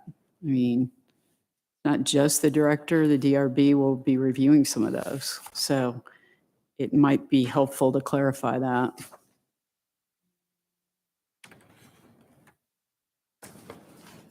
I'm not sure, because in the overlay, so they go through the different zoning districts that have specific fencing requirements, and then it goes into the overlay districts and the form-based code, so I'm not sure I understand. So within those codes, it speaks to whether it's going to, like for the overlay, you know, it may only speak to non-residential uses, or it may be both, so just so long as you reference those codes. Well, but you're referencing the director, but there's also boards as well that are involved with some of the decisions, just so it's clear. Fences and walls which conform. Well, it just I mean, that's just another way of saying that the director indirectly issues the permit. It's our department that issues the permit or fence. Right, but he's Will be looked at permitted fences by the many, many director. times. I'm sorry? I said DRB's looked at fences many, many times to get approval for certain projects. So I'm just saying Didn't just, yeah, there's just the director. some things it is just the director, but others it's not. That's what I mean. And, If I look at this, I only have to go to the director. right. So we could say permitted by the director and/or. Yeah, I think clarifying so that if I'm, if I'm gonna go submit stuff, I just know what I'm gonna get into before I go there. So I'm just gonna pull it up. Well, I certainly, Right. Yeah, and/or whatever. Well, no, or. Or well, I'm going to have to find out and talk about, does the DRB review it or issue it? Because this is talking about, I mean, if the DRB doesn't have a final say on it, then this is accurate. They can still review it, but if the DRB has to approve it, then, I mean, they then there's a review difference. it. In some instances, they may review a fence, but that's why I was saying. Yeah, but- and they've sent it back if they didn't like it, so it wouldn't go do they approve forward. it? I think the question is, can they really approve it? Yeah, Right. we voted on it. I mean, But are you voting for a recommendation? Well, yeah. it matters what this says as opposed Yeah, to what 'cause they've if you're done. using a product that's not in, yeah, it's not going to get approved to move forward. But But from a it's already in the ordinance about what are the different types of fences that are permitted. It's already outlined in all those highlighted yellow zoning districts or overlay districts. Correct, but we've had, projects come forward where they were trying to do something else. Well, we have to be, The variance then. Correct, I mean, some were Right. variants, some were not, because they were special projects. So it was not always the same. I'm just saying. Well, Now, if it's maybe a- we're fixing this so that doesn't happen. Yeah. I hope we do, because if that's the case, that'll be a good thing. here's what I'm saying. We can't, I mean, if we're saying the DRB is going to approve something and they don't approve it somewhere else, this makes it look like the DRB has authority to approve or deny a permit which doesn't exist as of right now. Well, and so my comment on that is, then I think it is unclear on certain boards what they are approving and not approving. And this has been a comment I've made prior to me being on the planning commission, and I will continue to make that. I think there's got to be more clarification, and I would just put that out there. That's I don't why disagree with I'm that at all. asking, because there are things that get sent, we go, why are we getting that? Things that don't get, why are we getting that? It's just not clear. And I think now's the time to clear it up. What is each board looking at, and let's clarify it. That would be my comment. So maybe, I mean, usually the DRB only looks at building permits that are either townhome developments or commercial developments. They don't look at single family, for approval, that is. I mean, Oh. obviously, right? So you do. We have before, we've well, looked then at that's that. just something that needs to be clarified that. I if- agree. Okay, so I I think agree. that's a process issue, not what this ordinance says. Yeah, and I think Charlie would probably be in agreement, because there are some unclear areas and they need to be cleared up. So, and that's the point I want to make, is let's clear these up so that we understand process. Okay. But I think that this is just saying that it's fences and walls that conform, they can be permitted by the director, but I mean, obviously he doesn't look at every fence and wall permit. It's through our hope not. department. So, I mean, but going back to, should we have reviewed by DRB or anything in there so that at least it's introduced if somebody's looking at doing that, or should we just? You can let it act go? in accordance with the processes described in this UDC, I'm sorry, what's that? in accordance with the processes described in this ordinance. Okay. Well, If, I think part of the goal is to get the step of the design review board in here. So if somebody's looking at this, what do I have to do? It's pretty clear the steps they have to do and who's got say over it. Mm. So do we put, and again, I don't know, we certainly can't put approved, because I don't know if they approve in every instance. So do we put reviewed by? in design accordance review? with review by the DRB if necessary, or Yeah, I if think required. something like that. I think that would at least introduce that step if necessary. Okay, can we, For But I just clarification. feel like it's a little repetitive. I mean, we talk about what the purview of the DRB is in other sections, and then there's the specific regulations within each zoning district or overlay or the form-based code. So what section is that? Where, That talks about the purview. It's in like DRB administration. zoning, the Board of Zoning Appeals and all that, what section is that? It's administration, which I think is like 10 or 9. I don't have it in front of me. Okay, No, in the new version, yeah.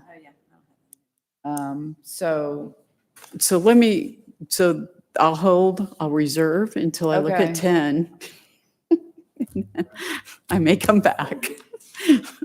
I'll reserve my comment until I read through that and then decide if we need more yeah, clarification. I just don't want it to be, okay, what if in 10, 15 years from now, they change something and then don't remember, oh, there's a section over here that speaks to, the DRB.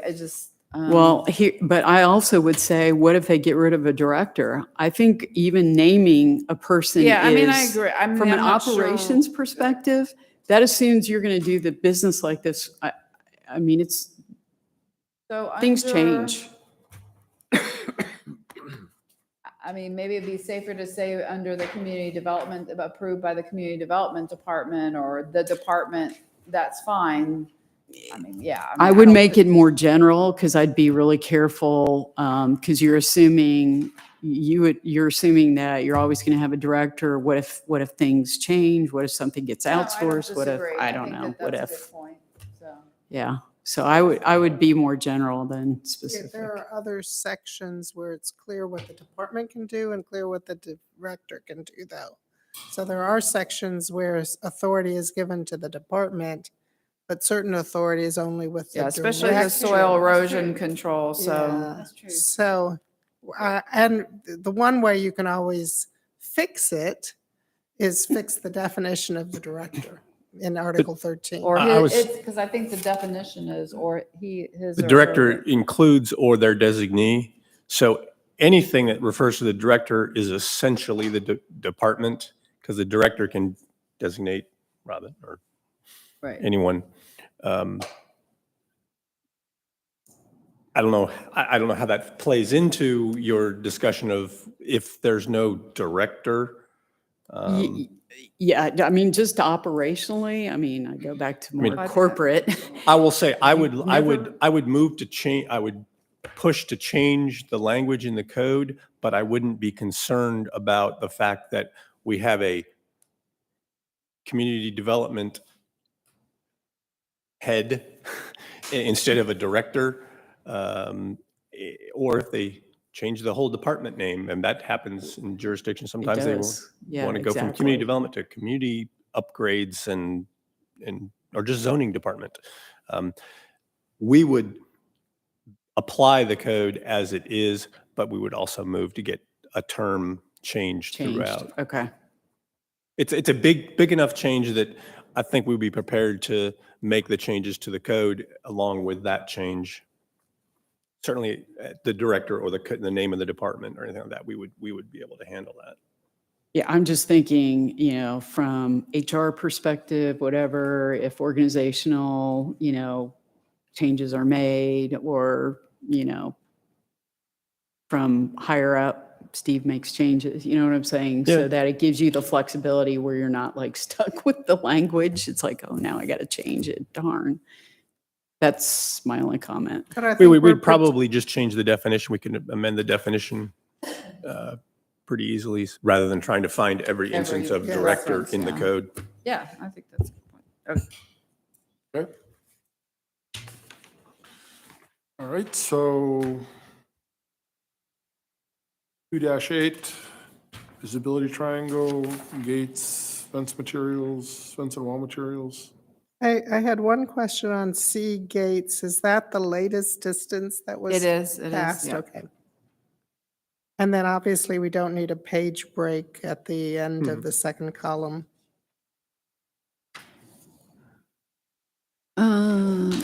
So you're on 8?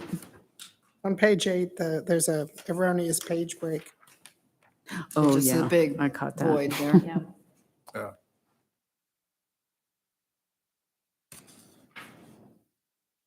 Good catch.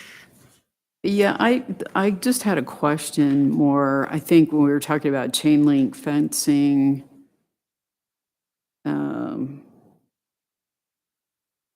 So it is chain link fencing, should it be visible from a right of way or not? I guess that was the question. I wasn't clear. To me, it should not be. I hope not. Regardless. Well, E1C prohibits chain link fences. Along exterior streets. I think the only time that we do adjoining right-of-way in all zoning districts, wire fencing materials, including chain link with plastic or wooden inserts, may not be used adjoining a street. this provision does not preclude the use. So really, that's the only time that we see chain link is if it's part of a recreational courts or that type of thing, so. Okay, yeah, I just wanted to clarify Yeah, no, that. that's, we just had looked at that. but Okay. That's fine. Good. Just making sure. So, and then I think this is kind of related to your previous question at the end of 2-8, the architectural treatment of poured concrete, common aggregate block or concrete block walls must be approved by the director, or like what Paul was saying, or his his designee. So we look at that. Mhm.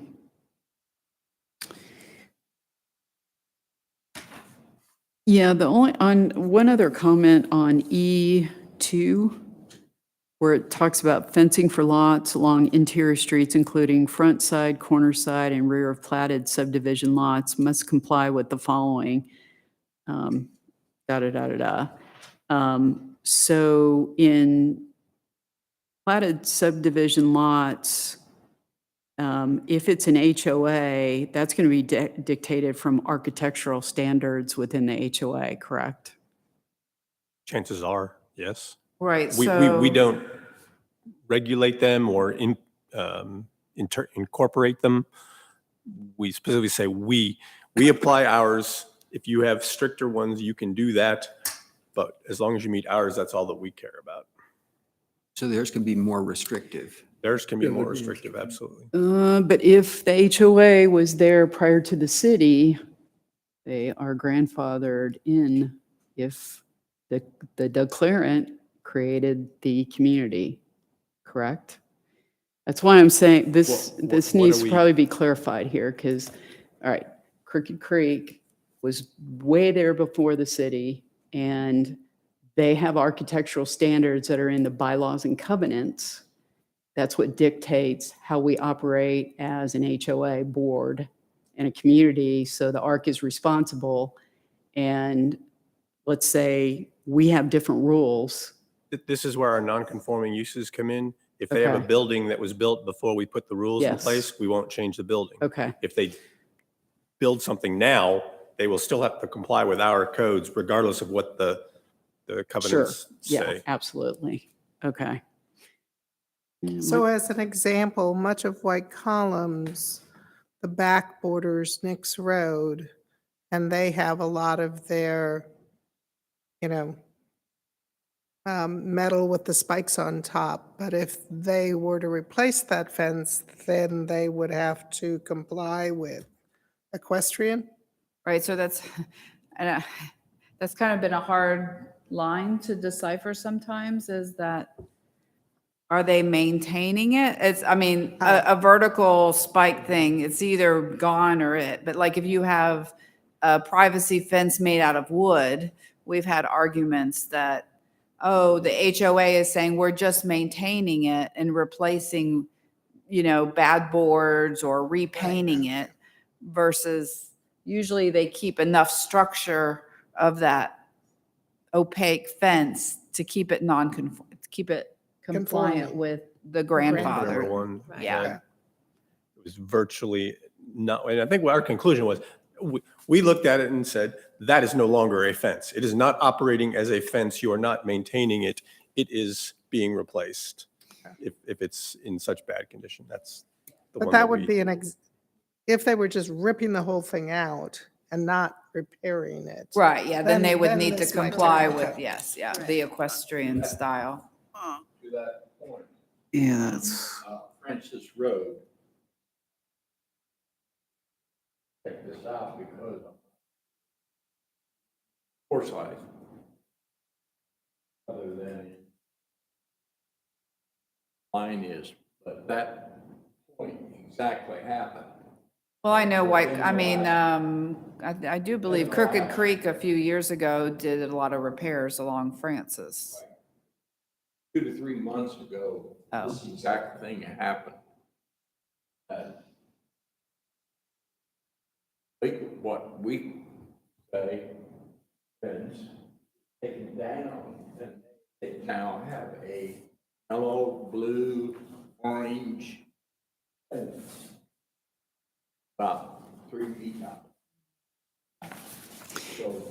question, I mean, that actually just happened. I'm not sure where the line is. So if it's truly 3 feet high, it's not really considered a fence. If it was on the Milton side, that's kind of, right? So Oh, gosh. I don't believe it would be, Yeah, I don't, yeah. But anyway, I don't know. We have to figure out if it's in our jurisdiction or not. We can look at it.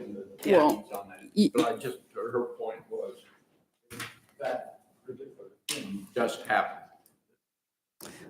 well, I do think though, I think that's still problematic and because Crooked Creek's has had that fence. If you had us go to equestrian, there's no protection against Francis Road.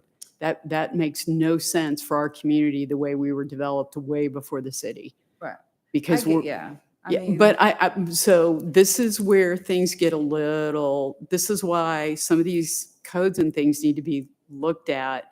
And I have mentioned these type comments to two of our commissioners so that, I mean, and I think this is one I'm concerned about, and I think they are as well. So because the community has to, those are assets. They have to maintain those assets.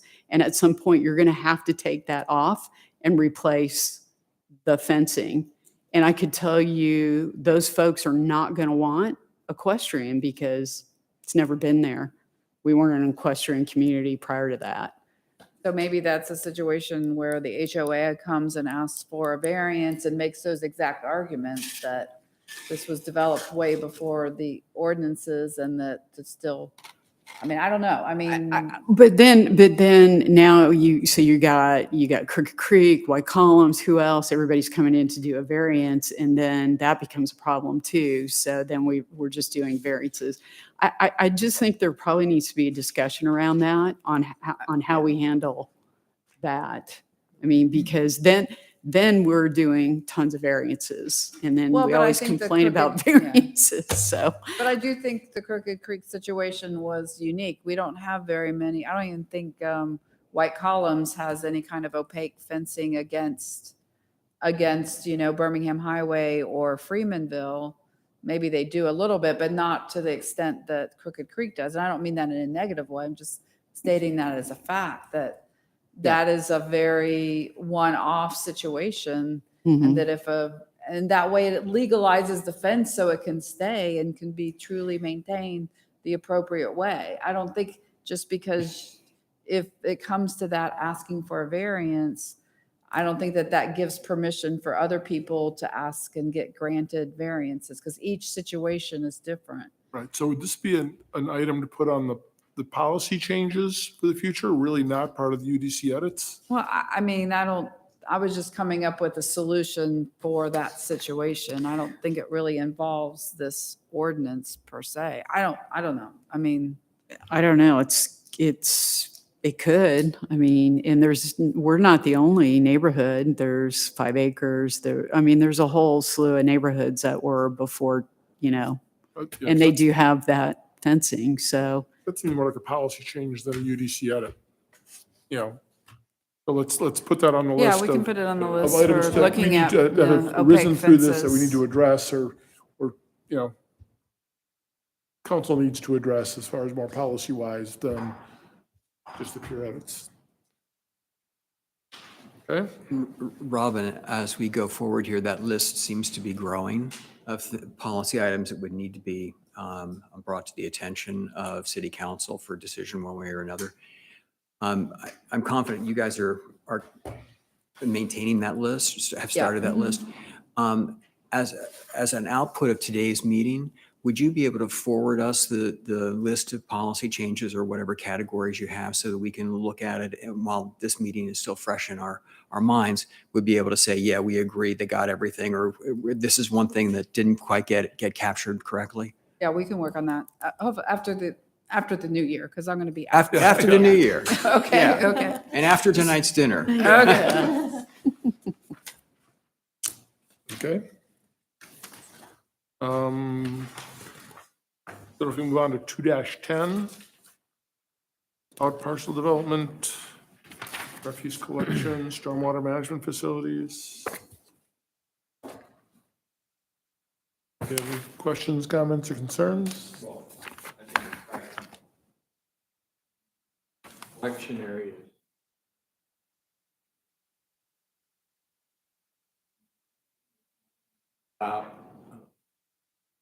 Collection.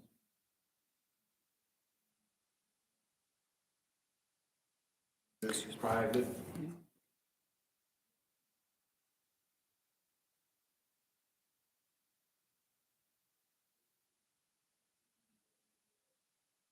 Might have to look at.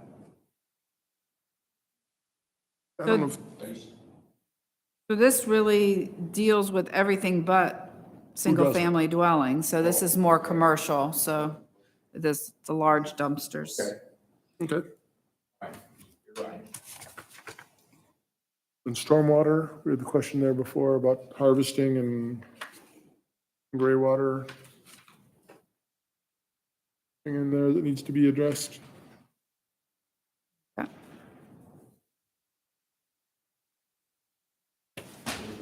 Okay.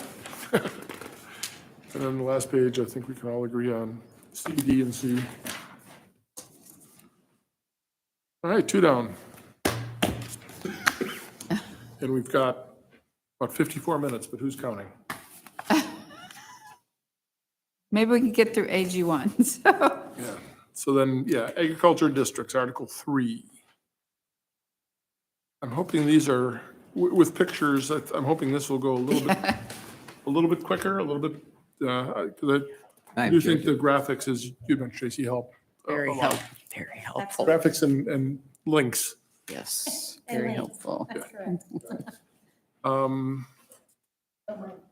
My first comment on 3.2 is I don't think we need that to be a blank page. Yeah, yeah.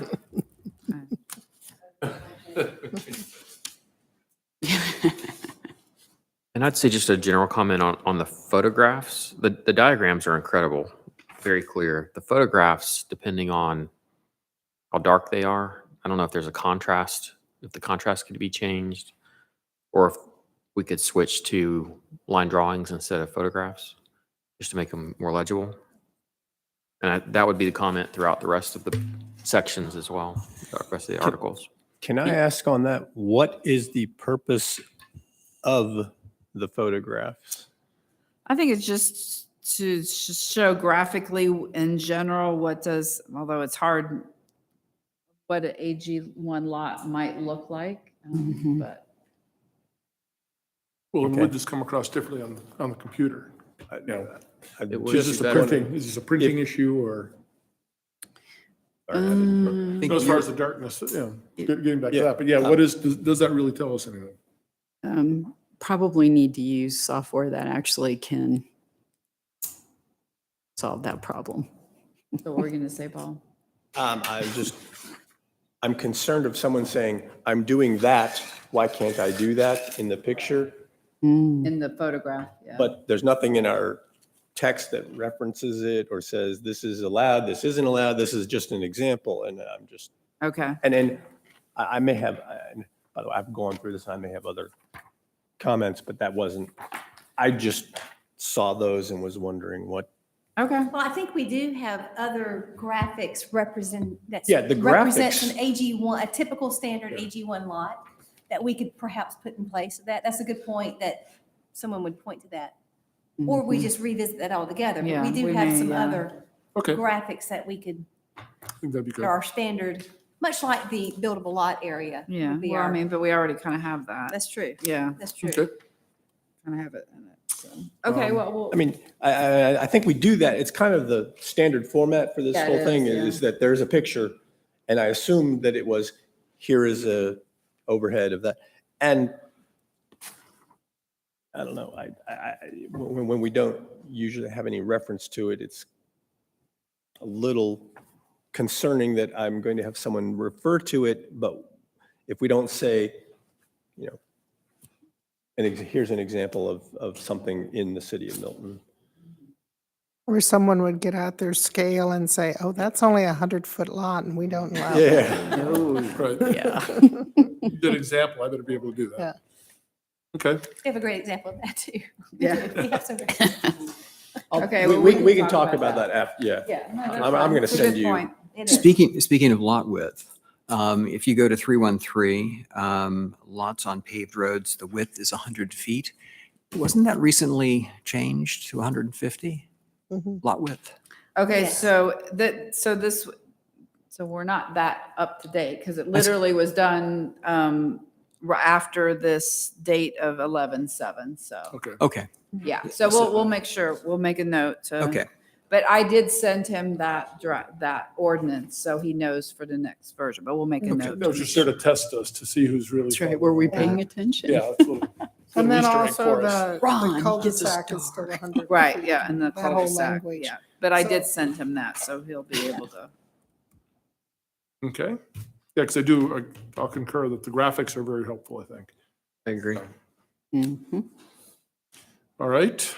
On 3.4, anything up to 3.4, the building placement and bulk and mass? So I'm, in the real estate world, I'm accustomed to the term conditioned space. Is that equivalent to heated floor area? Is that That's right? how I use it. Conditioned space, heated floor space. I would love if they were defined terms. Mhm. They do, I would probably use them interchangeably, but I would want to define them if possible, just to make sure that nobody comes up with a different definition. Oh, I come from Arizona and, we don't condition anything. Yeah. So I don't know. Yeah, I would just add links on all these sections. Yeah, those, To get they're there. all linked, yeah. Mhm. And just a question. So there is no minimum heated floor area in this district. That is true? That's correct. AG1 has never had a minimum heated floor area, ever. I guess I didn't realize that. I'm sorry, what? I didn't realize that. Yeah, I know, it's bizarre. Although the building code requires certain sizes for certain rooms. So I think basically, and we don't do little houses or whatever they're called. Tiny houses. So, and it's really about 500 or 600 square feet. You really need to have a legal living space with a foundation on it. But there is not in the zoning ordinance, there's not Why was this carryover or I have something? no idea, it's just been that way forever. Should we add one? Just asking. That would be a policy change, I'm not, add it to our list. Just a Yep, question. policy list. I mean, the reality is that nobody's, again, that's why I mentioned the whole thing about the building code, so when you have structure that's on a permanent foundation, it has to have square feet from through the building. Yeah, makes sense. But if you guys want bigger than 600 square feet, I guess we could consider that, so. And if I remember right, there are some, like a guest house has to be at least so many feet. Yeah, I think it's 600 up to 1,500 heated, so yeah. Yeah. And it has to be smaller than the main house. Correct. Right. So you can't have a 900 square And in foot the rear. house and Get me in front. Yeah. unless it's attached. sometimes we've sense. flipped it where like in a bizarre situations where it might be a 1,200 square foot house and they want to make a 1,500. So then they swap it and call the other one the primary, the new one to be the primary, and then the guest house to be the older, smaller one. So. Okay, Mm. so, but I think we're covered there. So entrances on 3-5. Any questions or comments? Signage, walls again. On rural view shed standards, I thought we usually would also include the arborist for a second review to have input into. Yeah, actually, view and shed. Tracy is a landscape architect by training as well as our arborist. So so you have to remember that rural view shed, as far as these standards only apply to more than 3 lot subdivisions. So whenever, and that means they have to come in for the preliminary plat, and then they have to come in for a land disturbance permit. Mhm. And so when we review the land disturbance permit, we're very careful about how they address the rural view shed, and we ask for, let's say if it's a, there's no vegetation at all, let's say it's a pasture, Mhm. then we're very, very careful to make sure they submit landscape plans to make it feel rural. Right. So instead of a tree 30 foot on center, we've got groupings of evergreen shrubs or trees. Trees are instead of individual mulch rings around the base of the tree, they're included in a mulched Bed. bed with other plantings so that it's more natural. So It is very anything- important. Anything to support that rural, natural look along the view shed. Right, so it would probably be helpful, because we're approved by the design committee, or should that be DRB? But DRB will ask for the arborist input as well. They always do. So why don't we just put both of them on there, because that's usually what happens. Both what? The They- arbor. On the view shed, they ask for the plan. I mean, that's part of a requirement. So the arborist is going to have to put input into that. Are you on 3.6? I'm on B, I'm on 3.1.6, or 3.1.7B standards, rural, right. B. Item A, sorry, A. 1A. Okay, so the design review, so let me speak to this. So the design review process is not done by the design review board, but by the design committee, which is defined later on as being I have to look for it. I believe it's the director of community development, the arborist. So it's done internally. The review, it's not done by the design review board. But there are many times where they do view shed assessment. I've done many of them. But before your time, we did them. Okay, So- well, that's not what the code says. So when you have a Well, subdivision. they were done. Once again, I mean, these are the things I'm saying, and I bet you if I ask Charlie, I bet you he's done them. I will say, I think there's a lot of things the DRB does that aren't in the code. Maybe not, but the arborist was involved every single time. So I'm just, there's just we have these disconnects. We've got to figure them out. But I don't even understand, other than for a courtesy review for a variance for a house that may be within a subdivision that abuts like Freemanville or Birmingham. And they weren't variances, Robin. I'm just telling you that. I mean, I was on that committee for 8, 9, 10 years. I'm just saying what came in front of us as a Well, group. I think it goes back to Paul that they don't really And have Bob the was purview involved. over it. So I'm just saying, so, I mean, somebody needs to decide, because the arborist has been involved in those. They were involved in several of them. I mean, there's videos of us having the arborist involved.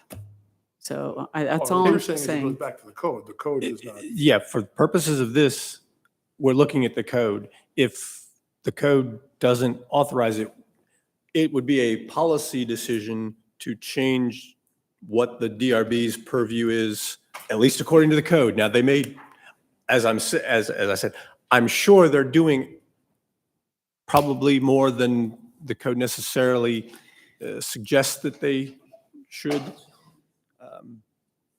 And a lot of it is review. So it's like a review is a review. That's, no one has a problem with that.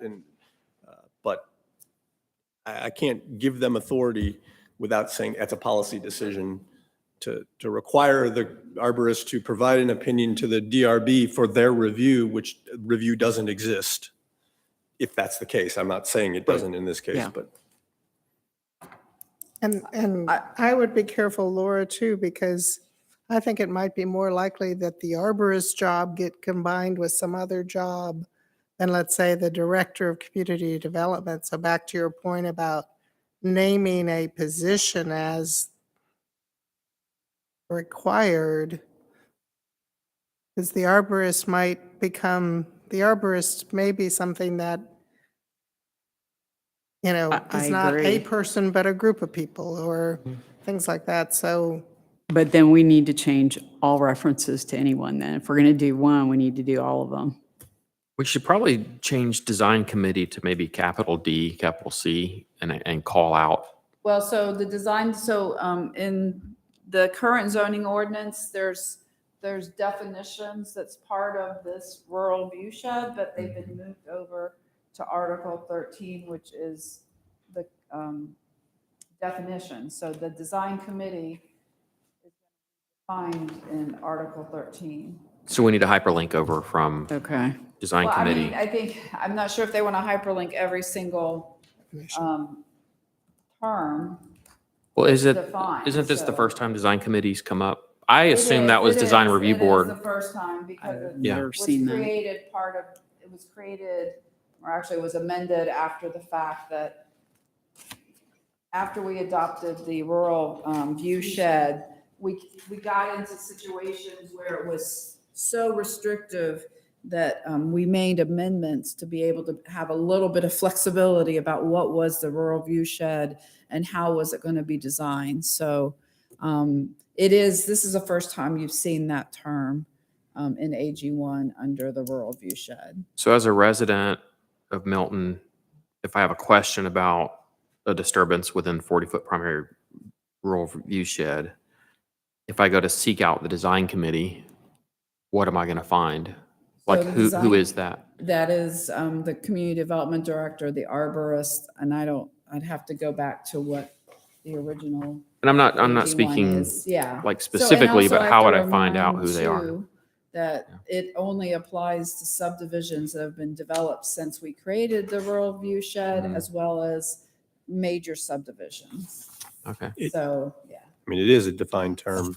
I know, Yeah, it just, they so- moved it, yeah. That's why I'm suggesting maybe capitalize design committee or or underline it or something to designate to show that it So maybe this is what it says. may have a definition. Design committee, a committee composed of the community development director, city architect, city arborist, and if necessary, any other city staff as required to provide design review of the rural view shed. So it's very specific to the rural view shed.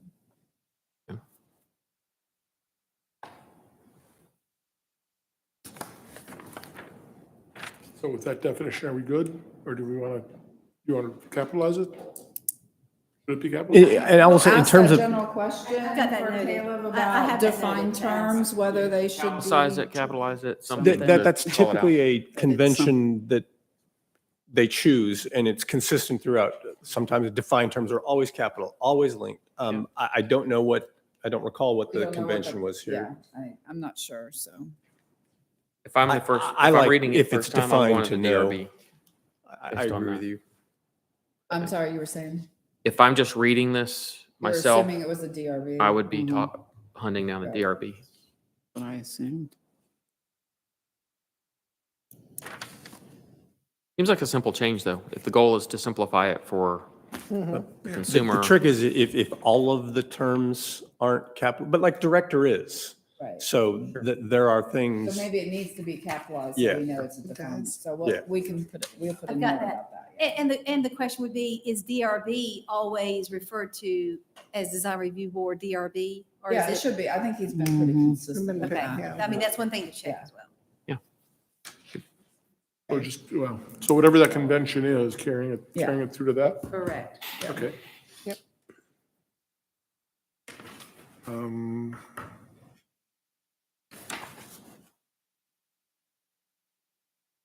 Okay, jumping to 3.6, 3-6 page.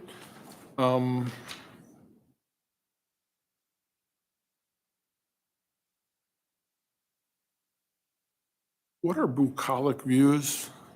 I was gonna ask. I was gonna, I was gonna ask it, but I thought I should know. Rural, peaceful. It's just another word for, it's beautiful. I'd say it's a legal term, but it's not. I wasn't that. going. That's not legal.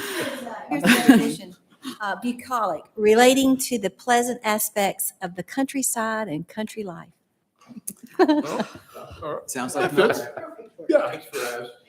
Is that the official An dictionary? example of is the city? church is We looked in up the bucolic definitions and center. capital. No. I don't know if that's Webster. Italicize it. Exactly. Hyperlink it, please. For y'all's record, just Oxford. as a statement, that, and Like I the guess I hyperlink. haven't read through all the way, but in the current code, there is a standard dictionary that's set and defined. I forget if it's the Webster's 10th college. For the latest edition. Yeah. Okay. Then, and I've got that sitting up on my shelf in the office as well. So if it's not defined in here, then you go to that dictionary definition. And if it's not clear then the director will tell you what it means. I don't think that's making this easier for the general public word, Yeah. but I mean, you feel it, right? You all feel it? yeah, Bucolic. yeah.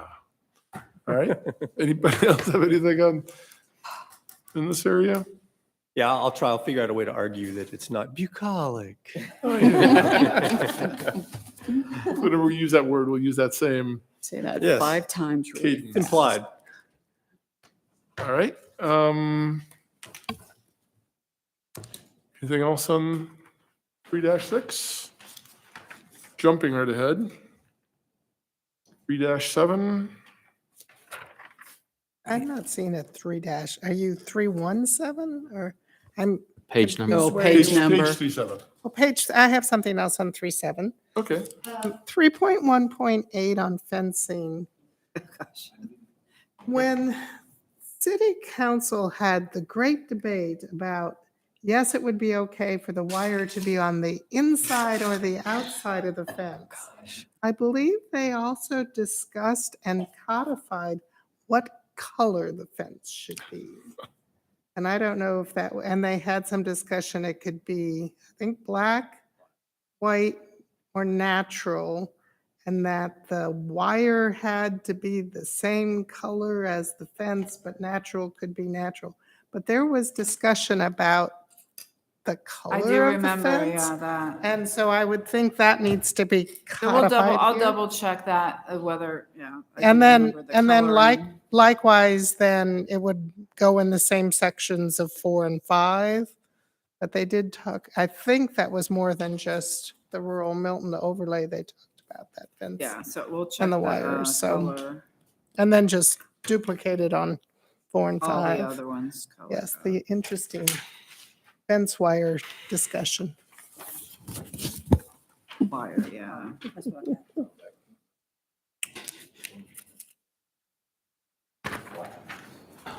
No, I think it was black, I white, think it and was a natural. gray or something. Way back. Black, white, or brown. Or brown. Brown? Yeah. We'll check that. And I don't know if it was black, white, brown. I know natural of the was brown. one of the possibilities, like you didn't have to Neither, paint but- it. We'll, could leave we'll it- check on it. Whatever Thank it you. was that Pseudo-natural. they did. Rather yeah, natural. I don't think, I'd rather have brown than white. Looks too- Well, this is the wire, so, yeah, okay. Oh, right, and then was it the same color as the thing, yeah. So now. We'll check it. We'll see. Yeah, so just, double check whatever they We passed, will. because when Yeah, they removed the restriction of remember what that. side the wire had to be on, they talked about color too. I think being consistent's a good thing. I don't necessarily come in person. But I do watch online. Yeah. All right. Robin, there's just prior to the fencing that Judy brought up, there's the violations and penalties section. Question, this speaks about if someone disturbs the rural view shed before the appropriate approvals are rendered or issued, that they can be barred from developing the property for a period of 3 years. Question, have we ever barred anyone? No, not for this. Not for this, but Have we, do we conduct, how would we know if someone, disturbed the view shed prior to the issuance of the approvals? Well, I'll go on record as saying that probably never, No, and because that into it, but violations only occur when someone reports. So it's a question of code enforcement then. Yes. And do we have a process that someone goes out to check on these things prior to, issuance of the approvals? So, I mean, I think that that's a little tough to do this because it does sometimes take a while to approve a set of what we call land disturbance permit, because that would be really your first approvals to disturb land where there would be the requirement of a rural view shed for a subdivision. So I guess it would be either our land development inspector could know, because he kind of knows what's being processed through, and if he sees that there's land disturbance before it, then that would be one way. But I'm not sure how the general public would know that it was something. It really would have to come from staff in this instance. Well, that's where I'm going. This is code enforcement. This should be something that Well, staff yeah, should I would do, say it right? would be more the land, I mean, I'm not saying code enforcement couldn't do it, but they're not as familiar with what is coming up with, this is going to be a proposed subdivision. Yeah, I called out a specific department. I didn't mean to do that. There must be someone who's familiar with this process. Right, Who and could that's the go out land and development inspector. and they could go out and visit it the day before the thing is issued Right. and say, yeah, everything's fine. That's correct. I mean, Okay. typically the process is as a project or a site is going through the land disturbance permit, staff meets on that. So certainly the land development inspector is aware of that. And in most cases, the arborist and the land inspector goes to visit the site because in all honesty, when we're reviewing the plans, we try to visit every site to check the plans for the stream buffers and anything that's proposed on the land. We have to do some field spot checks. So is there an opportunity to miss something as an oversight? Certainly there is, but we've actually caught some activity that has started to occur before we have issued the LDP or the permit.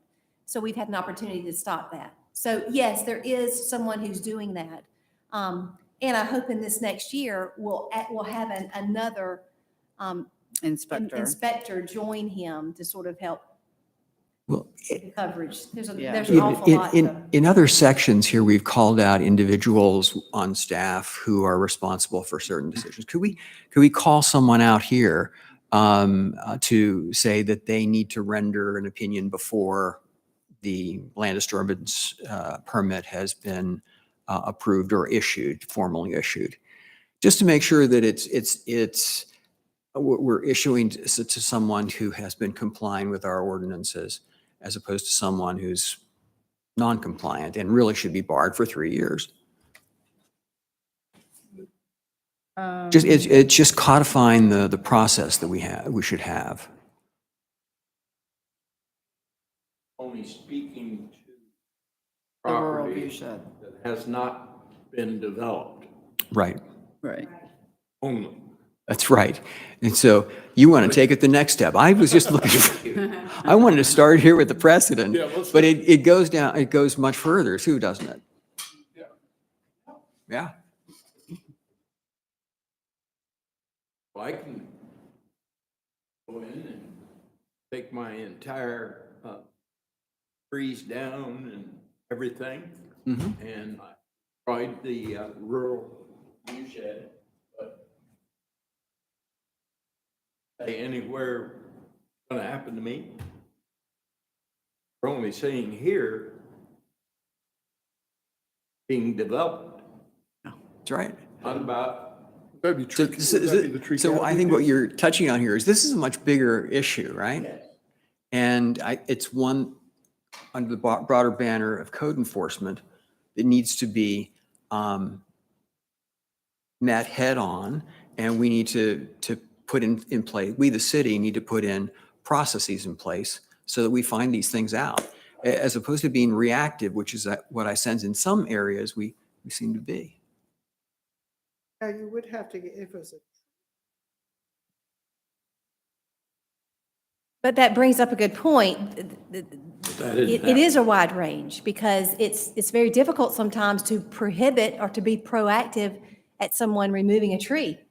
It's hard to know. I mean, we face that on a monthly basis, that trees are being removed without a permit. Absolutely. So it's hard, but it's hard for the arborist to go and inspect every tree. How will, so I do, Totally agree right. with you. And I've said, we said in here for years, putting in ordinances. Hours spent on it, knowing well that, hey, Right. if somebody complains, I don't have an answer for it, and Right. you'd have to have 100 people running around. Well, in all honesty, that's why we rely on the complaints, the citizens sort of help our eyes in those situations. But So- then you get into legal stickiness if, for instance, you catch Jim, but Jerry didn't get caught. Gets away with it. And That's he right. finds out and goes, why are you giving me a hard time? You didn't do anything to that guy. Exactly. Right. And he says, call my lawyer. Been down this road. Yeah, the whole I'm compliance. pretty sure we have. At least in this case, it's a very well-defined situation where you can call out someone and make them responsible for going out and visiting to make sure there's compliance. So This, under this specific Under- section. To start. Yeah. exactly. So could we, That's why I said this is strictly for new developments. Back on the question of the equestrian fence, the other person who has read this document just alerted me to the fact that equestrian fence is a defined term, and perhaps that the paint color and the wire is defined there. So equestrian fence needs to be capitalized too. So in answer to my own question, equestrian fence, the color is addressed in the definitions, which seems Yeah. which seems an odd place of where to put a requirement. So part of me says, yes, it's a defined term, because what's an equestrian fence? We all could, yeah, that's one, that one isn't. But if it is something that is specifying, like, it needs to have this color paint, I would think that would be here, not stuck in the Development standards, definitions. I would not, Yeah, I mean, if we're specifying material here, I think. Or colors is that in building Pardon? code? Or is it on the building code side? no, No, it's in the, it's not in the right now, building, it's in yeah. Article 13 in the definitions, according to the other person who has read Hmm. this. Thank you, Mary. But it probably makes more sense to be here, not in the definitions, because they might decide that red is an appropriate color. Well, is that definition, is that just for AG1 or is that for fence in general? No, it's the definition of an equestrian fence. Equestrian Which fence. then kind of, to Trey's point, we should capitalize equestrian fence. But if we move that from the definition into this is just for AG1, correct? No, that's my comment is then we need to make the same changes in Yeah, there's four equestrian and fences in five. the other zoning Agreed. districts, Mhm. residential as well. Back to the violations and penalties, I mean, we can add no, you're I good think with you're keeping fine. it with the arborist and then we just deal with it. Okay, well, I know, I think it was Ron though that was asking about the. I jumped on.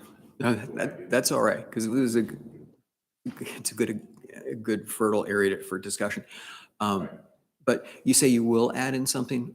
Well, I was just asking everybody if you want me to add, I mean, then it goes to be honest, we have more changes in positions as far as the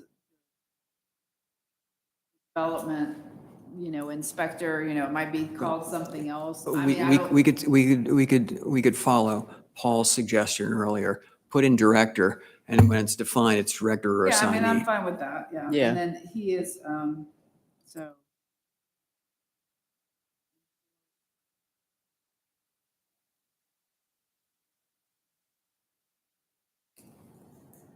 Or refer to a definition in the back. Yeah.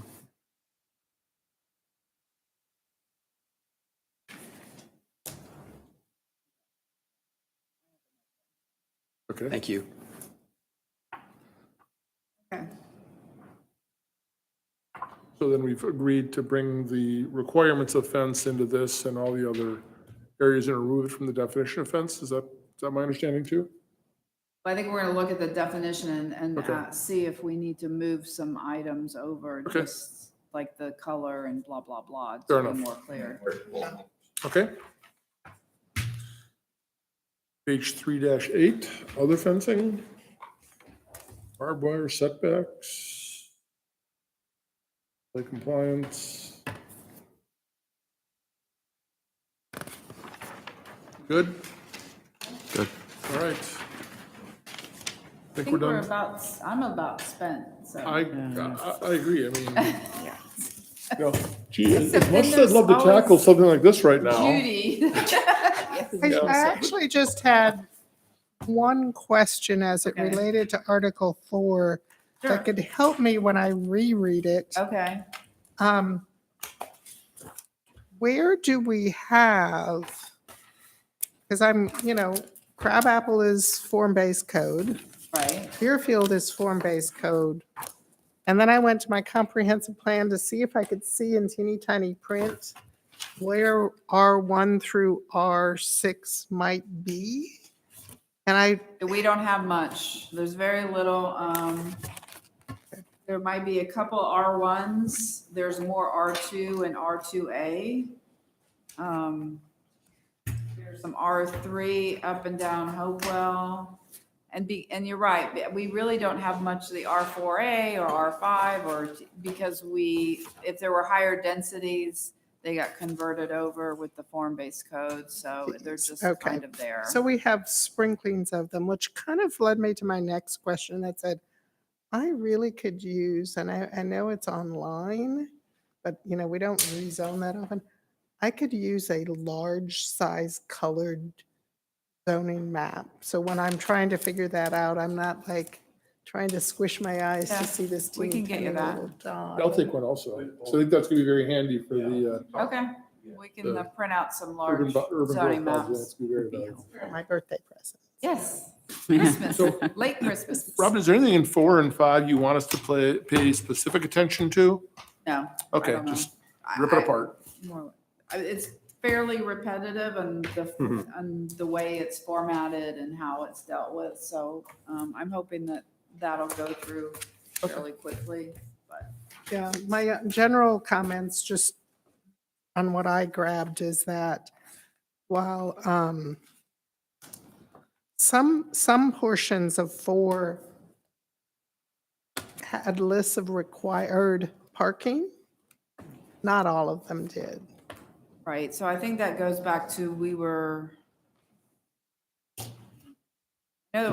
Caleb and I had some discussions about certain requirements under the zoning ordinance and zoning districts, and I can't remember if it had to do with parking or not. So I'll look through it and just see what you're saying and have a better answer. Because for like you. townhouses specified how many parking spots, but some of the others didn't. And I know there's some requirements, like you can't have more than 4 cars parked outside and stuff like that. And I just didn't know where all that parking stuff was. Okay, I'll look at that. Repetitive, but Paul and Trey pointed out, I had 2 or 3 of these pictures, that problem of, if I want to do so. Well, at 471, scope and intent, it shows this would be acceptable. Right, so we'll look into So- that, yeah. I mean, I like the picture, but Yeah.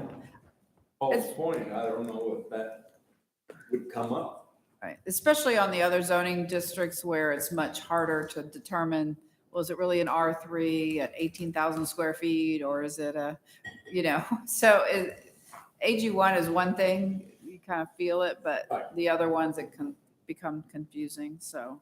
For a flag lot. So to make it official, I move we defer further discussion on UDC Articles 4 and 5 to the next meeting. Second. Okay. All in favor? All in favor, say aye. Aye. I think that's unanimous. All right. And then I guess the other thing is the 2023 Planning Commission calendar. I believe we included that in your, just to confirm. Like to move to approve the 2023 Planning Commission calendar as proposed. Second. All in favor, say aye. Aye. Aye. All right. Move to adjourn. To where? Oh, move to, do we, are we official, we aren't officially adjourning, right? Yeah, we are officially adjourning. Or are we wait, officially no. adjourning to another location? Paul, what are we Well, doing? you're moving to another, not adjourning the meeting. Okay. Well, I don't have the agenda. I withdraw my motion to adjourn. I move There we go. we move the meeting location over to the Old Blind Dog. Where's the, Y'all, welcome to watch us eat. I was looking for the official terms, but I can't Yeah, find it. But here's yeah, one here. This is what I said. We adjourn and then we're just saying that we're meeting as a group. let's go ahead and Thank you, guys. continue Continue it. Yeah, we will, the meeting at the just for next open records. location.